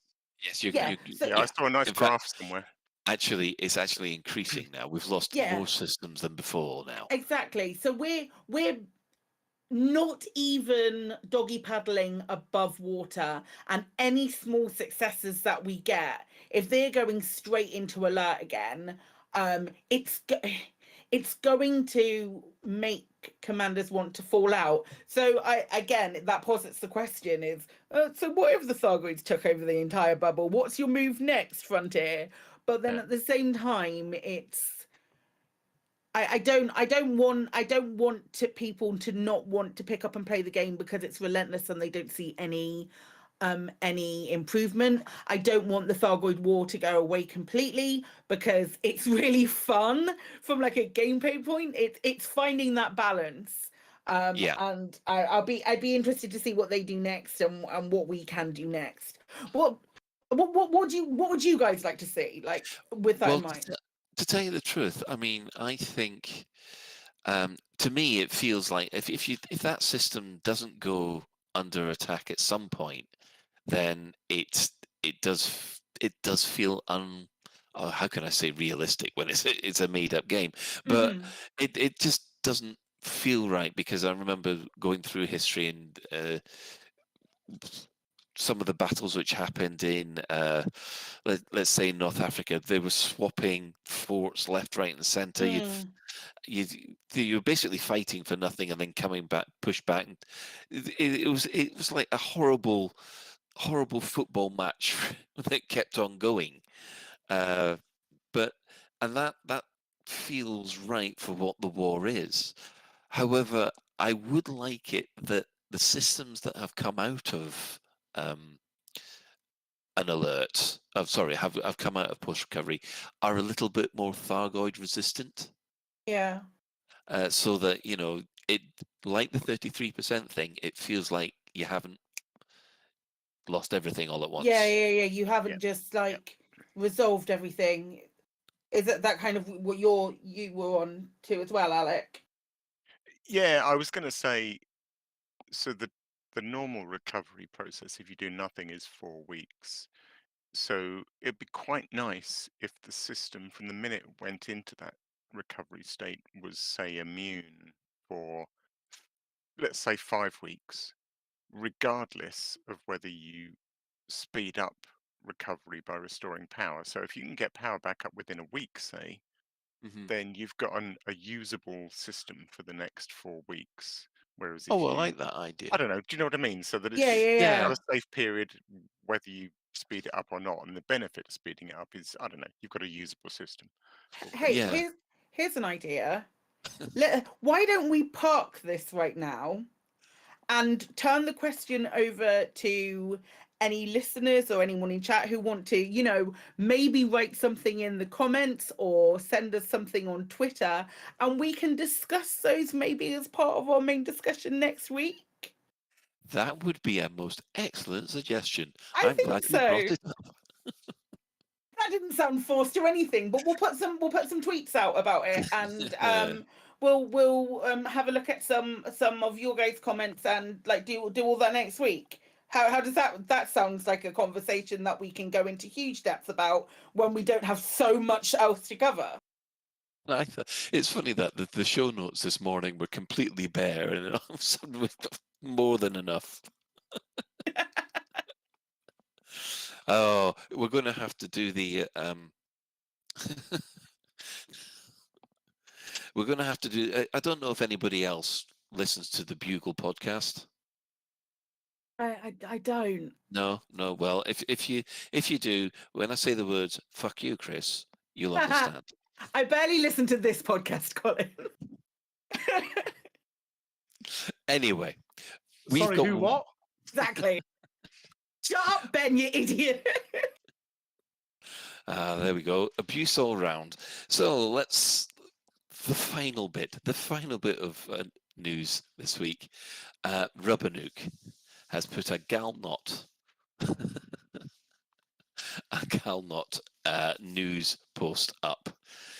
Suspicions have surfaced around Princess Aisling de Val's today concerning her motivations for co-chairing the renewed Aegis. When I recall the press photos 3 weeks ago, it all falls into place, remarked Xavier Vreeland, Imperial Fashion Editor of Basque magazine.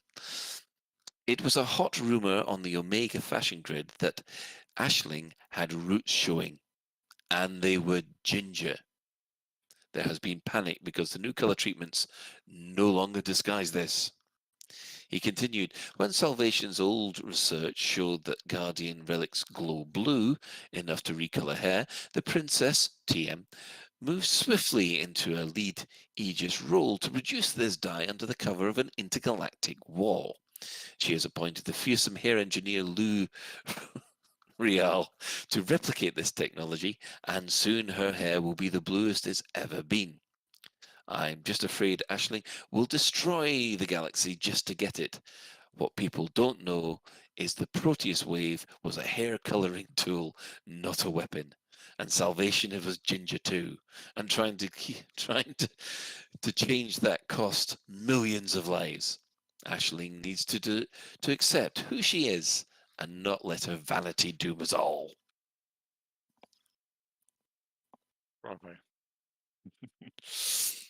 I can't help feeling there's an advert in there somewhere. Take 2 relics into the shower. You come out with a relic. Yes, this one seemed to take a lot of people's. Yeah, both Paul and Sally were commenting on this one on the forums. That was good.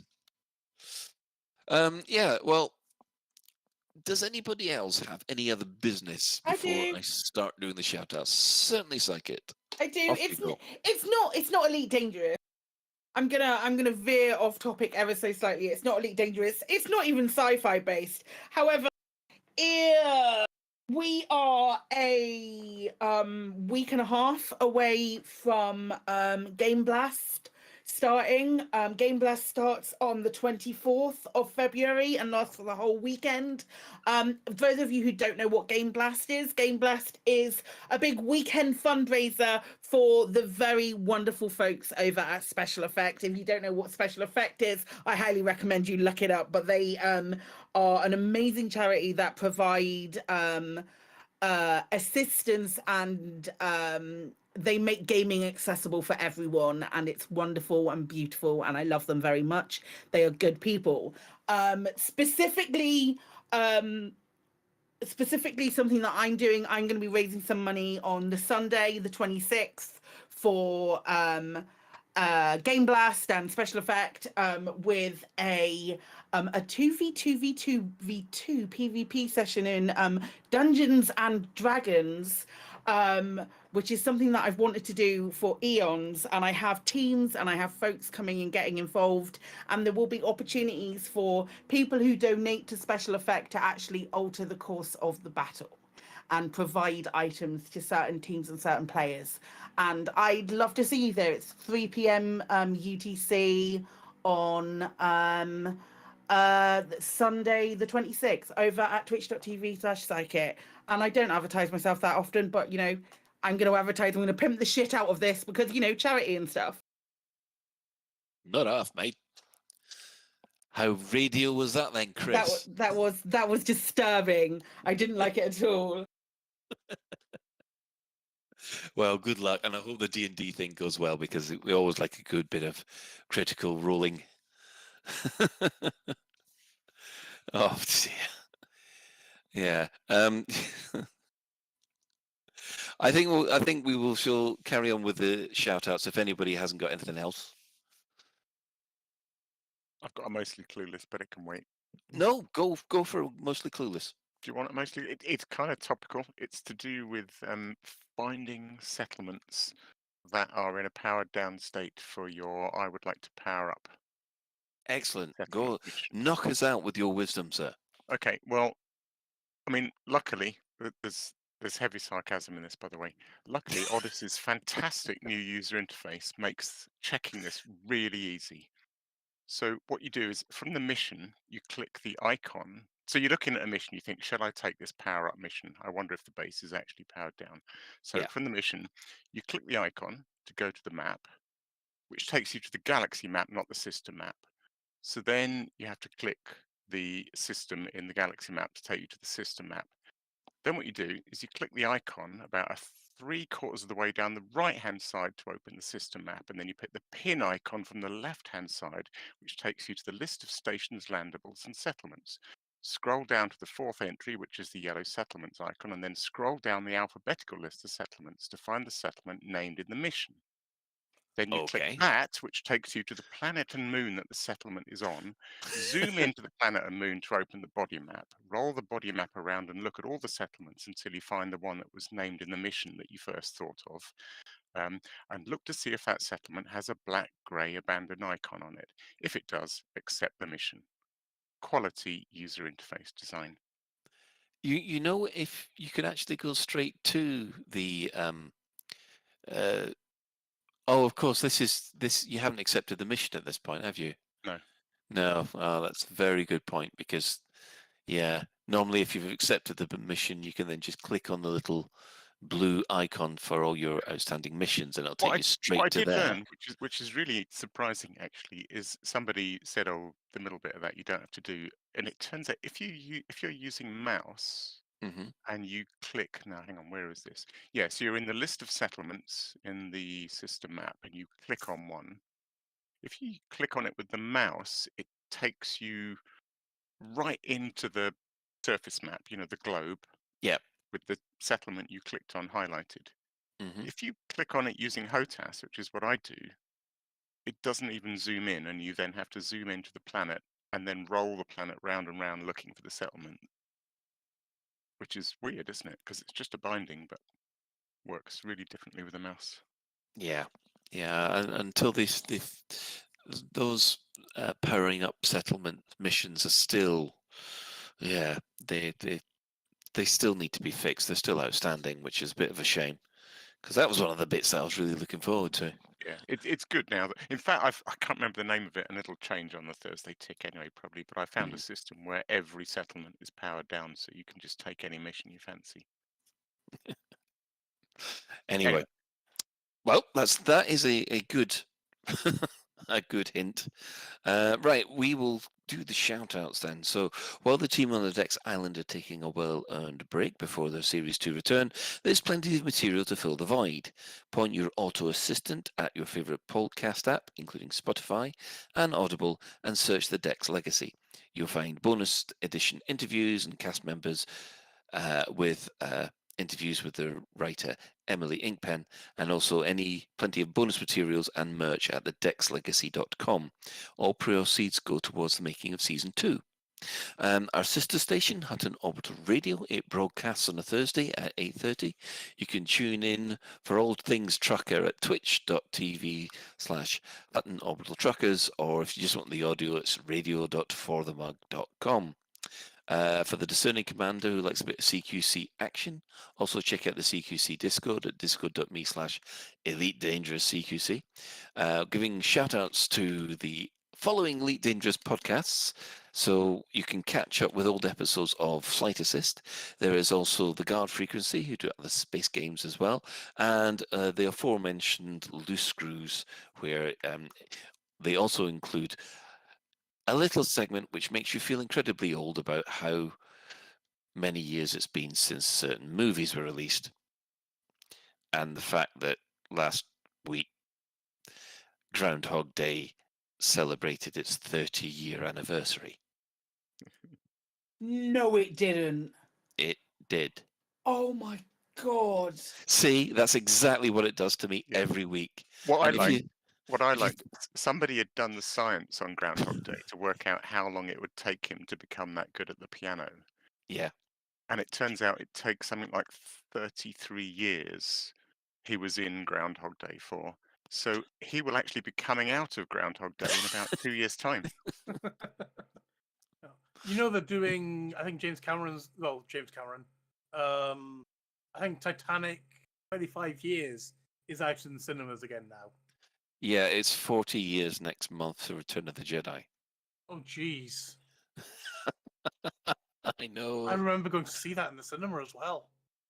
I know. When it was first out. Oh, I'll tell you one thing they did. I've got to repeat this. I don't know whether anyone else heard it, but they said, you know what? They should say they're doing a sequel to Groundhog Day and just release the same movie again. So should. Oh, that'll be funny. Yeah. Right. Well, following on from that, we have the latest Galnet News Digest, as provided by Commander Witherspoon and Commander Beetlejude. Sorry, Beetlejude. I almost mispronounced you there. But I recovered. And we'd also like to thank everybody who's chipped in on the Twitch chat and the in-game commanders. Who have you had annoying you, Ben? Yeah, it's been the usual suspect, but we've also had, I think it was Biggie's, I think his name was. I've lost him now. Let me find him. Sorry, Bobbis. It was Commander Bobbis's first time visiting us on Lave, and it was lovely to bump into him and say hi at the bar and things. Hello, Commander Bob. Is Oh, and Commander Tea Time also showed up. Oh, is it tea time or No, tea time? tea, as in, I'll have a cup of tea, please, Bob. Okay, fair enough. We'll also say special thanks to Commander Tokuso, Jay Entrax, and Alan Stroud, who have all created music which is used in this show. However, that is it for another episode of Lave Radio. If you'd like to get in touch with the show, you can email info@laveradio.com, hit us up at facebook.com/laveradio, tweet us at Lave Radio. You can also leave comments on the YouTube channel, which we do pick up for occasionally. You can tweet us at laveradio at spacey.space on Mastodon, or you could even join our Discord server by going to discord.io/laveradio. There's also a TeamSpeak server where commanders like to hang out and chat. You can find that at teamspeak.laveradio.com. Do get in touch if you have any questions or if there's anything you'd like us to discuss in a future episode. And Lave Radio is recorded live on a Tuesday evening at 8:30 and streamed out at laveradio.com/live. If you have liked this, please drop us a review or rate us on your podcasting app, because apparently it does help with spreading the show, although why we want to spread more of this stuff about, we've got no idea. So thanks to Ben, who doesn't want to be thanked. Colin. He didn't want to be thanked. I will thank you. We'll say goodbye and thank you to Psykit. Hey, have a good rest of your Valentine's Day. But also, if it's not Valentine's Day and Valentine's Day has gone past, just have a good time, enjoy yourself, chill out. Cheers. Why have I got the image of you doing finger guns while all that's happening? I did put my thumb up, if that helps. Cheesy's 90s meme. There you go. And of course, thanks to Alec Turner. Thanks, Colin. Bye all. And special thanks, of course, goes to today's tech specialist, the Chris Mark IV. And I also have to thank Commander Ventura for doing last week, because I forgot last week, and I'm really sorry. I want to humbly apologise. I thank you, and Ventura thanks you as well.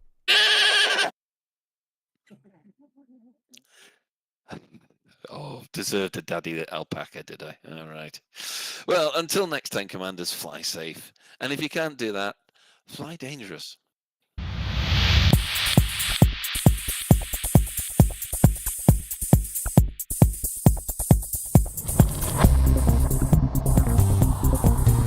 Is your life like this? Sounds like someone having an orange inserted.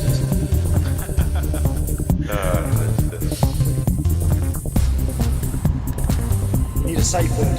Space can be done.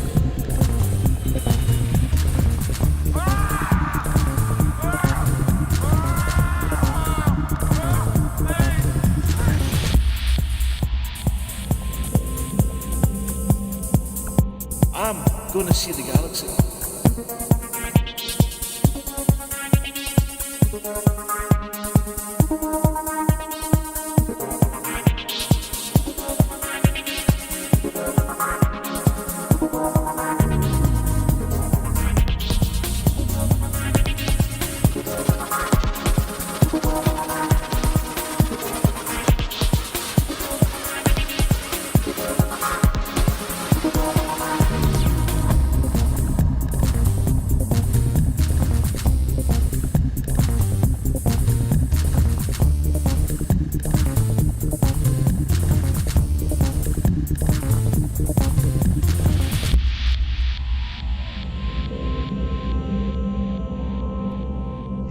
Damn it. No worries, guys. Hold the fort for 2 seconds. I'll be right back.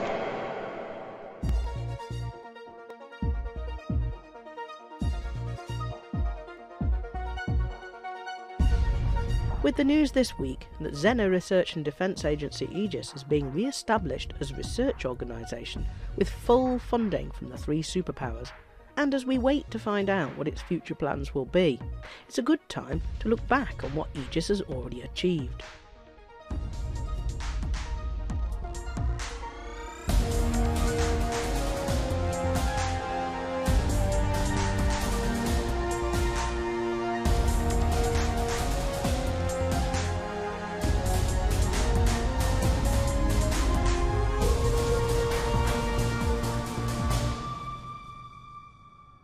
Its defence wing was totally shut down. Its research division has been almost driven out of the Pleiades by the Hive and by the Anti-Xeno Initiative, and its only controlled system is far off in the Orion Nebula. Its presence in the bubble is limited to a few small settlements in Sol, and yet Aegis has been one of the most influential forces in determining the course of human-Thargoid interactions over the past 5.5 years. Thargoids had been an almost forgotten threat for years. The first publicly known encounters with the octagonal alien spaceships were 184 years ago in 3125. It was only recently that we discovered that the first encounter with Thargoids was 14 years earlier than that, in 3111, when Azimuth Biochemicals came upon Thargoid barnacles, scouts and interceptors near the Coalsack Nebula. And the sudden disappearance of the Thargoids in 3250 was also linked to Azimuth Biochemicals. Working with the secretive Intergalactic Naval Reserve Arm, they together used a mycoid virus to almost wipe out the Thargoids. But then, much more recently, evidence of the Thargoids started to appear once more. First, in May 3301, the Federal Navy discovered alien objects, known at the time as unknown artifacts. Canon research, in the spirit of scientific inquiry, liberated one of these highly corrosive artifacts from the Federation and conducted experiments that showed that the artifacts were scanning ships and transmitting coordinates. 8 months later, barnacle sites were discovered, and the mysterious and valuable meta-alloy fruit that could repair damaged technology. By early 3303, it became apparent that the Thargoids had returned. They were not initially hostile, but their huge interceptors were a potential major threat to human commerce in the Pleiades. And there were surface sites too, unbelievably huge, full of eggs, and some still partly functional, looking suspiciously like very, very large, crashed Thargoid spaceships. There was enough going on, particularly in the Pleiades, for the superpowers to decide there was a need for a joint research program. After the discovery of meta-alloys, the Empire and the Federation had been jostling for influence in the Pleiades, and the risk of the Cold War turning violent was probably also a factor. On the 5th of August 3303, Professor Albert Tesreau of the Achenar Research Council announced the formation of Aegis. Drawing on resources from all three superpowers, Aegis would research the artifacts and the barnacles for the benefit of all mankind. Aegis was based in Sorbago, but it quickly established a forward research base, Donar's Oak, in the system now known as Delphi. As the weeks passed, reports came in of the Thargoids attacking more military convoys, possibly because those convoys were transporting harvested meta-alloys. They started using Thargon swarms, clouds of small explosive drones, to target their enemies. In response to its sponsors' wishes, Aegis evolved into a research organisation with a large military division, headed up by its military liaison, Admiral Aidan Tanner. Aegis acknowledged that many people would be saddened at the change of remit, but committed to continue doing science, only with guns. In September 3303, Aegis started a program of weapons and countermeasure development that would benefit humanity immeasurably. They sponsored Liz Ryder to develop AX missile racks. They sponsored Ishmael Palin to develop a Xenos scanner. They sponsored Todd McQuinn to develop AX multi-cannons. They sponsored the Dweller to develop the remote release flak launcher. They sponsored Elvira Martuk to develop the shutdown field neutralizer. They developed decontamination limpets.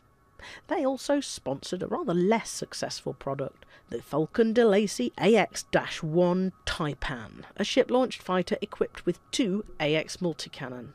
These Aegis weapons, only recently improved upon, have been the core technologies used to fight the Thargoids for 5 years, and Aegis didn't stop there. Aegis rapidly expanded into other systems in the Pleiades, eventually establishing more than 20 starports. It also changed its initial approach to fighting the Thargoids, admitting that the new AX technology it had developed worked on smaller ships, but not on the capital ships that had been the mainstay of the fight back against the Thargoids. Accordingly, these megaships became support ships, providing refuel, repair, rearm services to the small ships that would take on the Thargoids. Around this time, the rediscovery of the old INRA bases, where the mycoid virus had been developed, resulted in bad press for Aegis. Commentators drew parallels between the genocidal approach of INRA and Aegis. We now know that it was Aegis's later rival, Salvation of Azimuth Biochemicals, that had worked with INRA, and that Aegis was entirely blameless of these sins of the past. Aegis ran a series of military campaigns against the Thargoids in the Pleiades, but Professor Tesreau has never given up hope that some sort of accommodation with the aliens could be reached. She continued to sponsor research into Thargoid sensors and probes, and Aegis continued to study the Thargoid surface sites with their extraordinary map rooms. This work continued even as the Thargoids committed their first attacks on starports in the Pleiades, which may, ironically, have been as a result of the collection there of Thargoid artifacts for study. Dozens of starports had been attacked by the start of 3304, and it became clear that the Thargoids were starting to encroach into the human bubble. Aegis deployed megaships Acropolis and Vanguard to attempt to head off the Thargoid invasion. When in early 3304 the first Guardian sites were discovered, and engineer Ramtar started researching hybrid technologies, Aegis was keen to work with him to make this powerful new technology generally available. The Guardian sites also provided evidence that the Thargoids had existed for millions of years, and may be nomadic, returning periodically to harvest their meta-alloys. We had our first piece of real evidence about what motivates the Thargoids.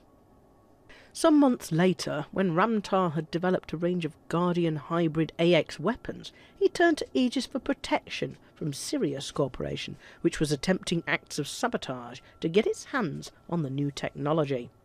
Aegis pledged to ensure that Ramtar's work would remain independent, and that his network of Guardian tech brokers would make the technology, including Gauss Cannon, Shard Cannon, and the Trident, Javelin, and Lance XG fighters, available to all.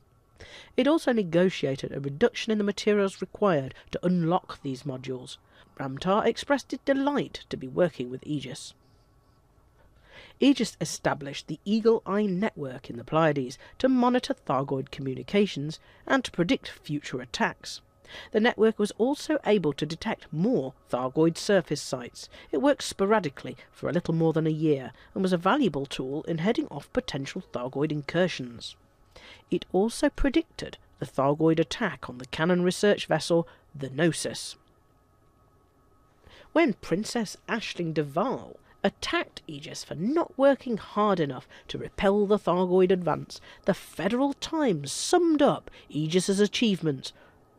Apart from undertaking scientific research, developing defensive systems, producing anti-Thargoid weaponry, creating the Eagle Eye surveillance network, building 2 military megaships, and actively engaging Thargoid forces in combat, what has Aegis ever done for us? All this time, and quite separately from Thargoid attacks on stations, Thargoid sensors had been damaging starports. Careless commanders selling the commodities to stations were, wittingly or unwittingly, causing great damage to the starports. When the Dove Enigma megaship in Colonia was sabotaged using Thargoid sensors, Aegis developed technology to end this behaviour. By distributing tiny quantities of meta-alloys to every starport, Aegis managed to end this plague forever. Aegis worked to find alternative sources of meta-alloys after the Pleiades sites were overexploited. The Enclave Initiative, which was sponsored by Aegis, resulted in the colonisation of the Witchhead Nebula, but also resulted in another conflict with the Thargoids, who appeared to be attempting to defend their territory. Aegis's expansions into the Pleiades and then into the Witchhead Nebulae may have, in retrospect, been inadvisable. Discontent with Aegis grew as the Thargoids continued their advance to the point that Aegis Core was thrown out of their home system of Socho and relocated to Sol under the Federation's protection. President Hudson made it clear that any attack on Aegis was an act of treason against humanity. Despite Aegis's growing unpopularity, the Thargoids were beaten back, and starports were gradually restored to normal operation. Attacks continued sporadically in the Pleiades and in the Witchhead Nebulae. Over the next year, Aegis did little to distinguish itself. It gradually lost control of its stations in the Pleiades to anti-Xeno groups, such as the Hive and the Anti-Xeno Initiative. There were no initiatives to fight the Thargoids. On their side, the Thargoids also seemed content to remain where they were. In November 3306, with the Thargoid threat seeming much more distant, and with the Neo-Marlinist terrorists sapping Imperial resources, Admiral Denton Petraeus, previously a supporter of Aegis, announced that the Empire would no longer fund the anti-Xeno organisation. Following the abortive Galactic Summit 2 months later, and after major terrorist outrages against Alliance and Federal starports, funding dried up completely. Aegis was ripe for the acts of sabotage and propaganda committed against it by Salvation, the new kid on the anti-Xeno block, who turned out to be the oldest kid on the block, and an all-round evil villain. After Salvation sabotaged the Aegis megaship, the Alexandria, stole its cargo and left the crew to die, Aegis was finished. Albertezro resigned from Aegis in August 3307, following the damning Bauman report, which used Salvation's lies about Aegis to condemn its leaders. Admiral Aidan Tanner was court-martialed for his failed attempts to demonstrate that Salvation was behaving unethically, although he has since been pardoned. A small group of its scientists continued to carry out research in the PMD 2009-48 system in the Orion Nebula. This forgotten megaship had attempted to compete with Salvation to collect Guardian technology and continue its research, shunned by commanders in favour of Salvation and his Proteus wave. The Archimedes and its crew have colonised the system and are one of the last remnants of Aegis. Until now. With this week's announcement that the Empire, the Federation and the Alliance are once again willing to fund a streamlined, more efficient, science and technology-focused Aegis, work has already started to build the tools we'll need to enter the Thargoid maelstroms, to find whatever is at their core, perhaps something like those huge Thargoid surface sites that have intrigued us for so long, and to persuade the Thargoids to leave the human-inhabited bubble. It's too early to say whether Aegis will repeat its mistakes in setting up colonies in Thargoid territory.